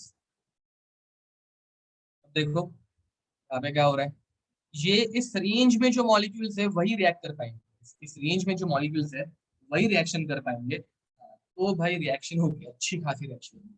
अब let's assume this is at one temperature, if we are increasing this temperature, temperature अगर मैंने बढ़ा दिया, टेम्परेचर इंक्रीजेस, अगर अगर मैंने टेम्परेचर बढ़ा दिया तो मॉलिक्यूल्स की स्पीड बढ़ेगी या कम होगी? ये ग्राफ हम लोगों ने पहले भी किया बट मैं वापस एक बार आराम से समझा रहा हूँ। तो guys, मुझे बताओ, यहाँ पे अगर हम लोगों ने टेम्परेचर बढ़ा दिया तो मॉलिक्यूल की स्पीड बढ़ेगी। तो क्या इस वेलोसिटी पे जो मॉलिक्यूल था वो उसकी स्पीड बढ़ गई, इस वेलोसिटी पे जो मॉलिक्यूल था उसकी स्पीड बढ़ गई, इस वेलोसिटी पे जो मॉलिक्यूल था उसकी स्पीड बढ़ गई, इस पे था उसकी भी स्पीड बढ़ गई, हर एक की स्पीड ऐसे बढ़ गई। Are you getting it? तो graph will shift in right hand side, graph will shift in right hand direction. Are you getting it? But guys tell me, fraction of molecule बढ़ रहा है क्या यार? नंबर ऑफ मॉलिक्यूल्स बढ़ रहा है क्या? बिल्कुल नहीं।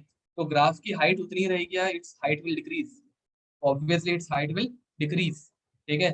ये हम लोगों ने पहले भी पढ़ा हुआ है, अगर याद नहीं होगा make sure you go and revise gaseous state. तो guys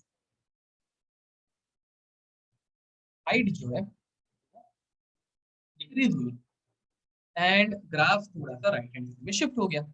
now you tell me, वो here, now molecules having activation energy, now molecules having activation energy, it is same as before, yeah it has increased, increased, very nice. So guys, what we can conclude, when temperature increases, molecules having activation energy increases. Molecules having activation energy increases, and therefore rate of reaction increases. Are you getting it? Yeah. VMP also increases. Guys, यहाँ पे जो VMP है वो भी increase होगा. VMP जो है वो भी increase हो जाता है. ठीक है guys, लिख दो, कर दो इसे. वेलोसिटी में भी चेंज आया ना गाइस. VMP देखो यहाँ पे बढ़ गया. VMP मोस्ट प्रोबेबल वेलोसिटी, सबसे ज्यादा मॉलिक्यूल्स की जो वेलोसिटी है वो भी बढ़ गई. ठीक है, तो कंप्लीट दिस. टेम्परेचर का इफेक्ट तुम लोगों को शायद से अभी समझ में आ गया होगा. It is way different than concentration part. ठीक है, हम लोगों ने जो कॉन्सेंट्रेशन का इफेक्ट देखा था वो ऑर्डर के ऊपर डिपेंड कर रहा था, एंड यहाँ पे टेम्परेचर का जो इफेक्ट है वो कोलिजन के ऊपर डिपेंड कर रहा है. ठीक है,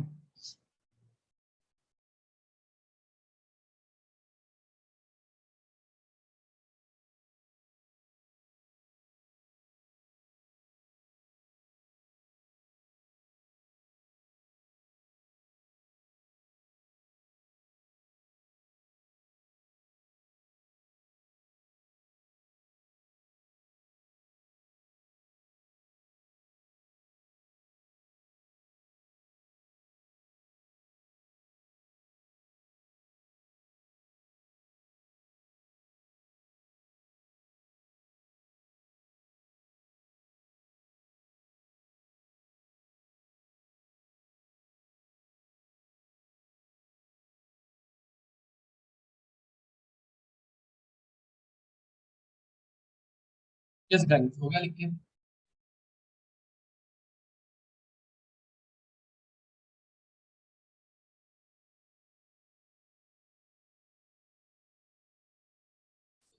should we start collision theory?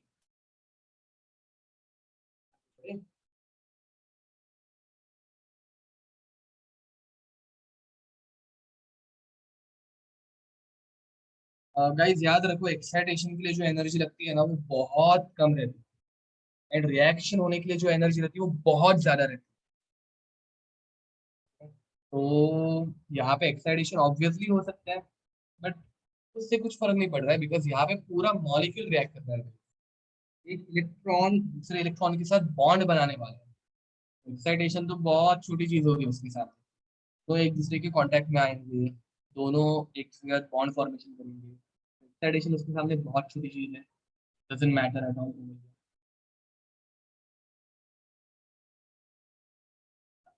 Excitation बहुत एनर्जी लेता है.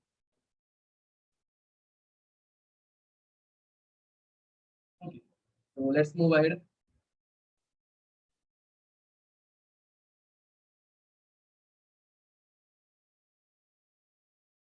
Now guys, next collision theory. First theory है, एकदम टाइम पास थियरी. समझ में आ गई तो बहुत अच्छी है, एंड इसके ऊपर लकीली ऑब्जेक्टिव क्वेश्चन आते हैं. ऑब्जेक्टिव थ्योरेटिकल क्वेश्चन आते हैं. क्वेश्चन तो सारे की तरह ऑब्जेक्टिव ही रहते हैं. इसके ऊपर बहुत सी बार थ्योरेटिकल क्वेश्चन आते हैं. ठीक है, am I lagging guys? Because आज एक बार तो डिस्कनेक्ट हो गया हूँ मैं, वापस नहीं होना है मुझे. Am I clearly Audible?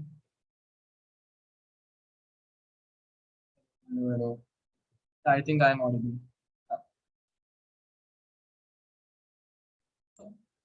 Let's start with collision theory.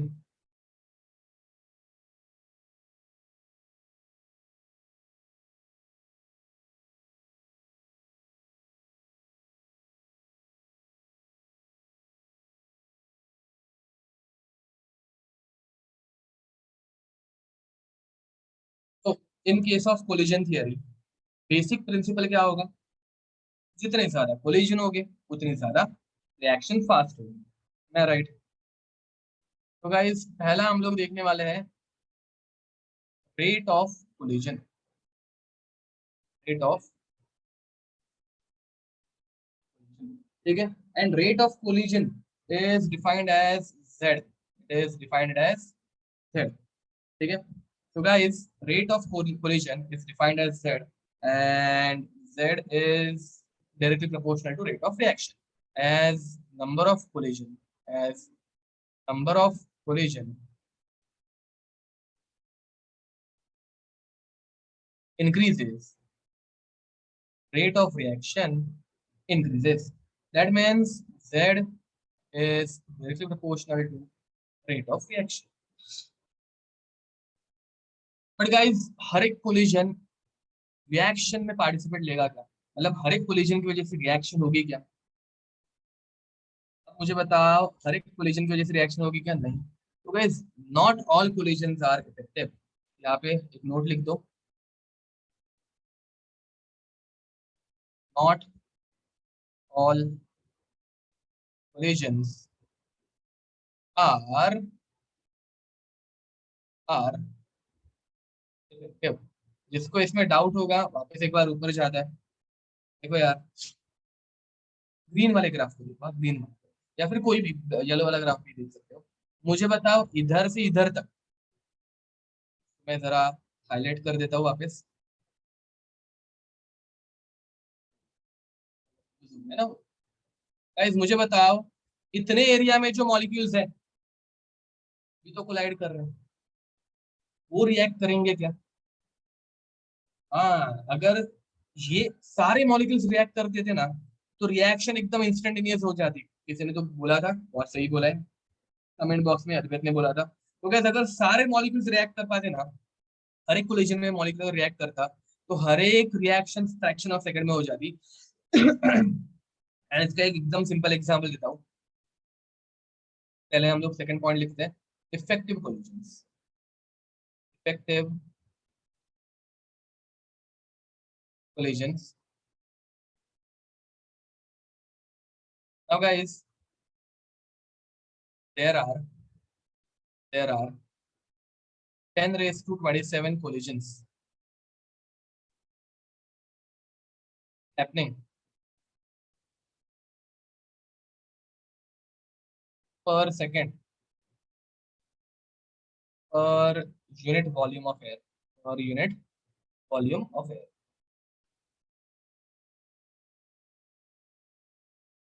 Guys अगर तुम लोग 1000 लीटर एयर लो, ठीक है, तो उसमें 10 raised to 27 कोलिजन्स होंगे। या फिर 1 सेंटीमीटर क्यूब, मतलब 1 मिलीलीटर की अगर एयर लो, तो उसमें ऑलमोस्ट 10 raised to 24 कोलिजन्स पर सेकेंड हो रहे हैं। अभी भी even now when we are talking, ठीक है, 1 मीटर क्यूब में 10 raised to 27 and 1 centimetre cube में आई गेस 10 raised to 17, नहीं 17, 10 raised to 21। ठीक है, 1 मिलीलीटर में 10 raised to 21 कोलिजन्स अभी भी हो रहे हैं, या फिर 1 मीटर क्यूब में 10 raised to 27 कोलिजन्स अभी भी हो रहे हैं, even now when we are talking, and that too पर सेकेंड। ठीक है। अब गाइस अगर ये सारे के सारे कोलिजन्स इफेक्टिव हो जाए ना, तो हमारे एयर में है नाइट्रोजन, हमारे एयर में ऑक्सीजन, जो कि हम लोगों के लिए बहुत इंपॉर्टेंट है। ये दोनों रिएक्ट करके बना सकते हैं NO। ये दोनों रिएक्ट करके बना सकते हैं NO। एंड गाइस तुम लोगों को पता है कि नाइट्रोजन तो यार बाय वॉल्यूम 78% है, ऑक्सीजन तो बाय वॉल्यूम आई गेस 21% है, if I'm not wrong। और ये दोनों अगर रिएक्ट हो गए तो पूरा का पूरा नाइट्रोजन पूरे की पूरे ऑक्सीजन को खत्म कर देगा, एंड तुम लोगों को NO मिलेगा। ऑक्सीजन ही अगर खत्म हो गया तो यार तुम लोग सांस ही नहीं ले पाओगे। तुम लोग इन द सेंस इवन मी, ठीक है, हम लोग सांस नहीं ले पाएंगे। एंड अगर गाइस ऑक्सीजन पूरा खत्म हो गया तो हम लोग मर जाएंगे। ऐसा होता है क्या? नहीं होता। तो that means nitrogen and oxygen they are colliding, but luckily collisions are not effective and hence no reaction is happening। मैं क्या बोल रहा हूँ समझ में आ रहा है?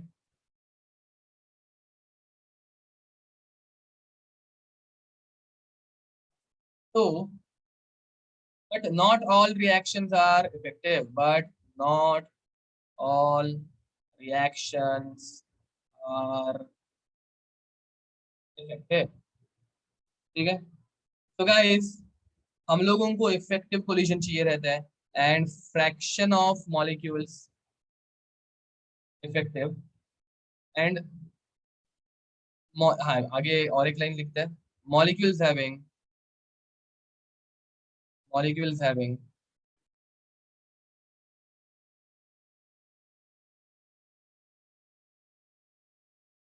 sufficient energy और effective collision. And guys effective collision के लिए जो सफिशिएंट एनर्जी रहती है वो कितनी रहती है? ई ए, एक्टिवेशन एनर्जी। ठीक है, कैन रिएक्ट। ठीक है, तो गाइस एक हम लोगों को छोटी सी चीज डायरेक्ट याद रखनी है। अनफॉर्चुनेटली इसकी डेरिवेशन हम लोग नहीं कर पाएंगे, बहुत लंबी हो जाती है, तो हम लोगों के सिलेबस में भी बाय द वे वो है नहीं। इंजीनियरिंग में जाके तुम लोग देखोगे, ये थर्मोडायनेमिक्स में ये पढ़ोगे। ठीक है, तो fraction of molecules having activation energy is given by e raised to minus EA by RT। ये याद रखना है, fraction of molecules having activation energy is equals to e raised to minus r, e raised to minus E upon RT। ये just तुम लोगों को याद रखना है। ठीक है,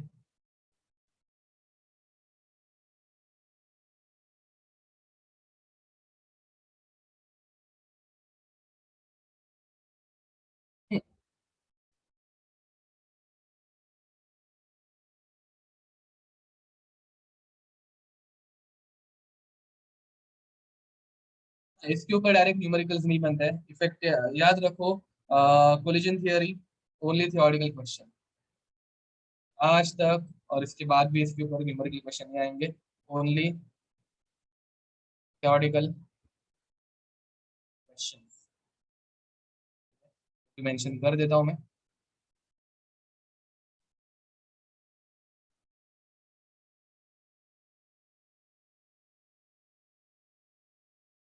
advance advance point of view अगर ये थियरी में पढ़ाने जाऊँ तो बहुत बहुत लंबी, हम लोग इसको बहुत अच्छे से खींच सकते हैं हम लोग।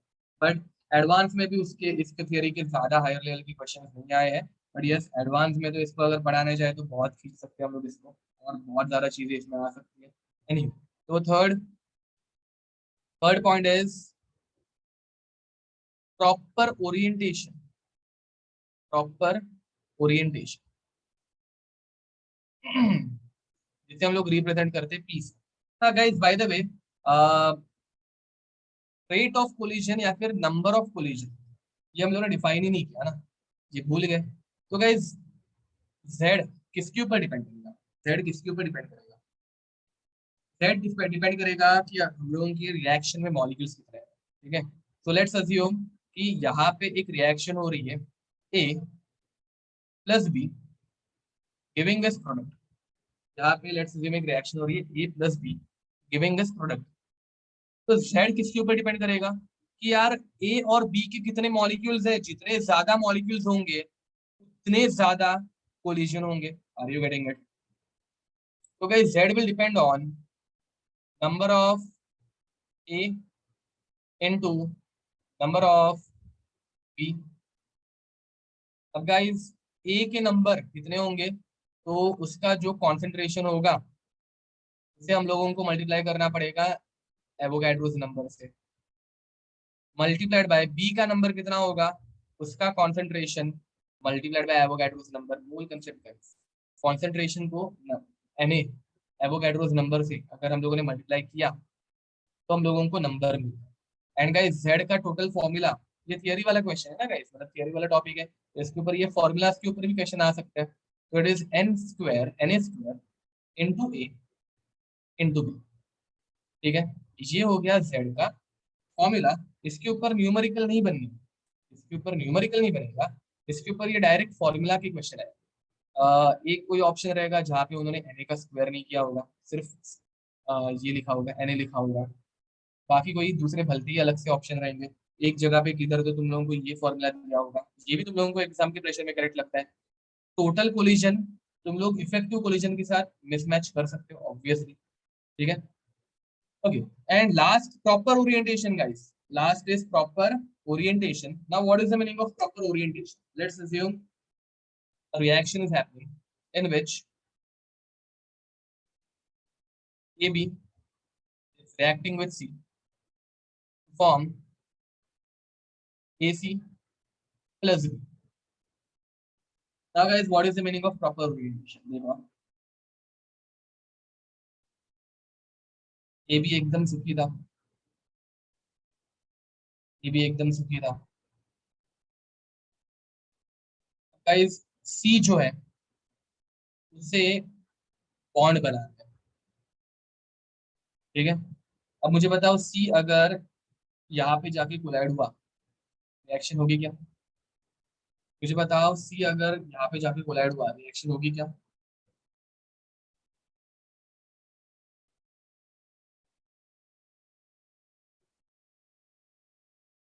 कुछ भी क्या, रिएक्शन नहीं होगी गाइस, रिएक्शन बिल्कुल नहीं होगी। अरे रिएक्शन क्यों होगी, हम लोगों को बनाना है एसी। गाइस हम लोगों को एसी बनाना है, हम लोगों को बी एंड सी के बीच में बॉन्ड बनाना है क्या? नहीं। तो बी और सी का कोलिजन होके कुछ मतलब है क्या? अरे is it a proper oriented collision? इसके पास ई ए इफेक्टिव एनर्जी होके भी कोलिजन इफेक्टिव होगा क्या? नहीं। हम लोगों को ए और सी के बीच में बॉन्ड बनाना है, तो ए और सी के बीच में बॉन्ड बनने के लिए यार ए और सी के बीच में कोलिजन होना चाहिए ना। लोगों को प्रॉपर ओरिएंटेशन वाला फैक्टर समझ आ रहा है क्या? This orientation is correct.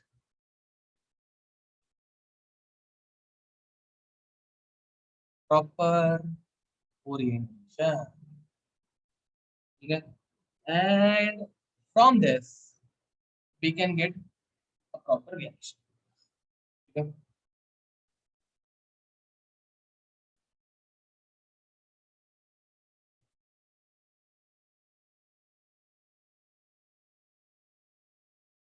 Yes guys write it down, ये पूरा थियोरेटिकल टॉपिक है। And last but not the least, so from that we can say that rate constant, या फिर rate of reaction for a normal reaction, example वापस a plus b giving us p, for this reaction rate is equals to, ये किस किस के ऊपर depend करता है? तो it depends on p, it depends on na square into a into b into e raise to minus E A upon R T. इसको इतना स्पेशियस लिखने का रीजन, मुझे हर एक फैक्टर का नाम बताओ। मुझे बताओ p मतलब क्या? p मतलब प्रोबेबिलिटी फैक्टर, प्रोबेबिलिटी फैक्टर। अब यार प्रोबेबिलिटी फैक्टर का मीनिंग क्या है? Probability of proper orientation, probability of proper orientation. अब मुझे बताओ N A square into A into B, ये हम लोगों को क्या बताता है? N A square into A into B, ये हम लोगों को क्या बताता है? This tells us about, this tells us about number of collision, very nice, number of collisions, भाई कितने कोलिजन हो रहे हैं। And guys E raise to minus E upon R T, it tells us fraction of molecules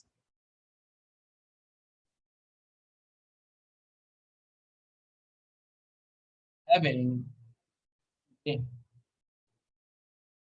Now guys, can we write down it like this? Rate is equals to P into Na का square into e raised to minus Ea upon RT into A into B। हाँ by the way guys, ये इतना मानते हो क्या कि this is a elementary reaction? देखो हम लोग बेसिक कोलिजन के लेवल पे हैं, बेसिक कोलिजन के लेवल पे हम लोग जब रहते हैं तो हर एक स्टेप एलिमेंट्री स्टेप रहती है, इतना मानते हो? देखो ना यार, ये एकदम बेसिक स्टेप है ना, कि सी ने ए को धक्का मारा, बी निकल गया। ये कॉम्प्लेक्स लग रहा है कि एकदम सिंपल लग रहा है? तो this is a basic elementary step. हम लोग अभी कोलिजन थियरी में हर एक चीज एलिमेंट्री रिएक्शन के हिसाब से पढ़ रहे हैं, ठीक है। It is a simple reaction. तो गाइस मुझे बताओ, इस रिएक्शन के लिए, एलिमेंट्री रिएक्शन है ना, तो इस एलिमेंट्री रिएक्शन के लिए रेट कैसे लिखोगे? इस एलिमेंट्री रिएक्शन के लिए रेट कैसे लिखोगे? एलिमेंट्री रिएक्शन का रेट एकदम सिंपल रहता है लिखना, रेट इज इक्वल्स टू के ए इंटू बी। इनका जो नंबर है वही, इनका जो स्टोइकोमेट्रिक कोएफिशिएंट है वही हम लोग चिपका देते हैं, लास्ट लेक्चर में ये पढ़ा था।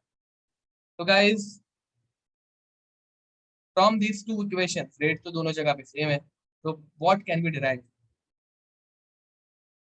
We can derive that k is equals to p into na square into e raised to minus ea upon re. Are you getting it?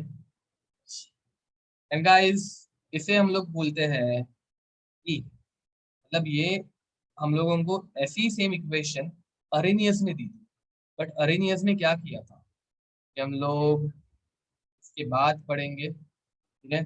Arrhenius ने ये इक्वेशन दी थी, एंड अरेनियस ने ये इक्वेशन डायरेक्ट दी थी guys. This equation was directly given by Arrhenius, ठीक है, experiment carry out करके without any derivation from experimental data, उन्होंने ये इक्वेशन डायरेक्ट बना के दी थी, ठीक है। This equation was given by Arrhenius, this is called as Arrhenius equation.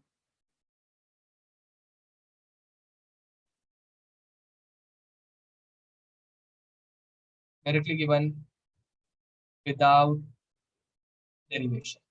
तो तुम लोग अगर बुक्स पढ़ोगे ना, तो बुक्स के अंदर डायरेक्ट डेरिवेशन अरेनियस इक्वेशन आ जाती है, ठीक है, एंड फिर उसके बाद कोलिजन थ्योरी पढ़ाई जाती है।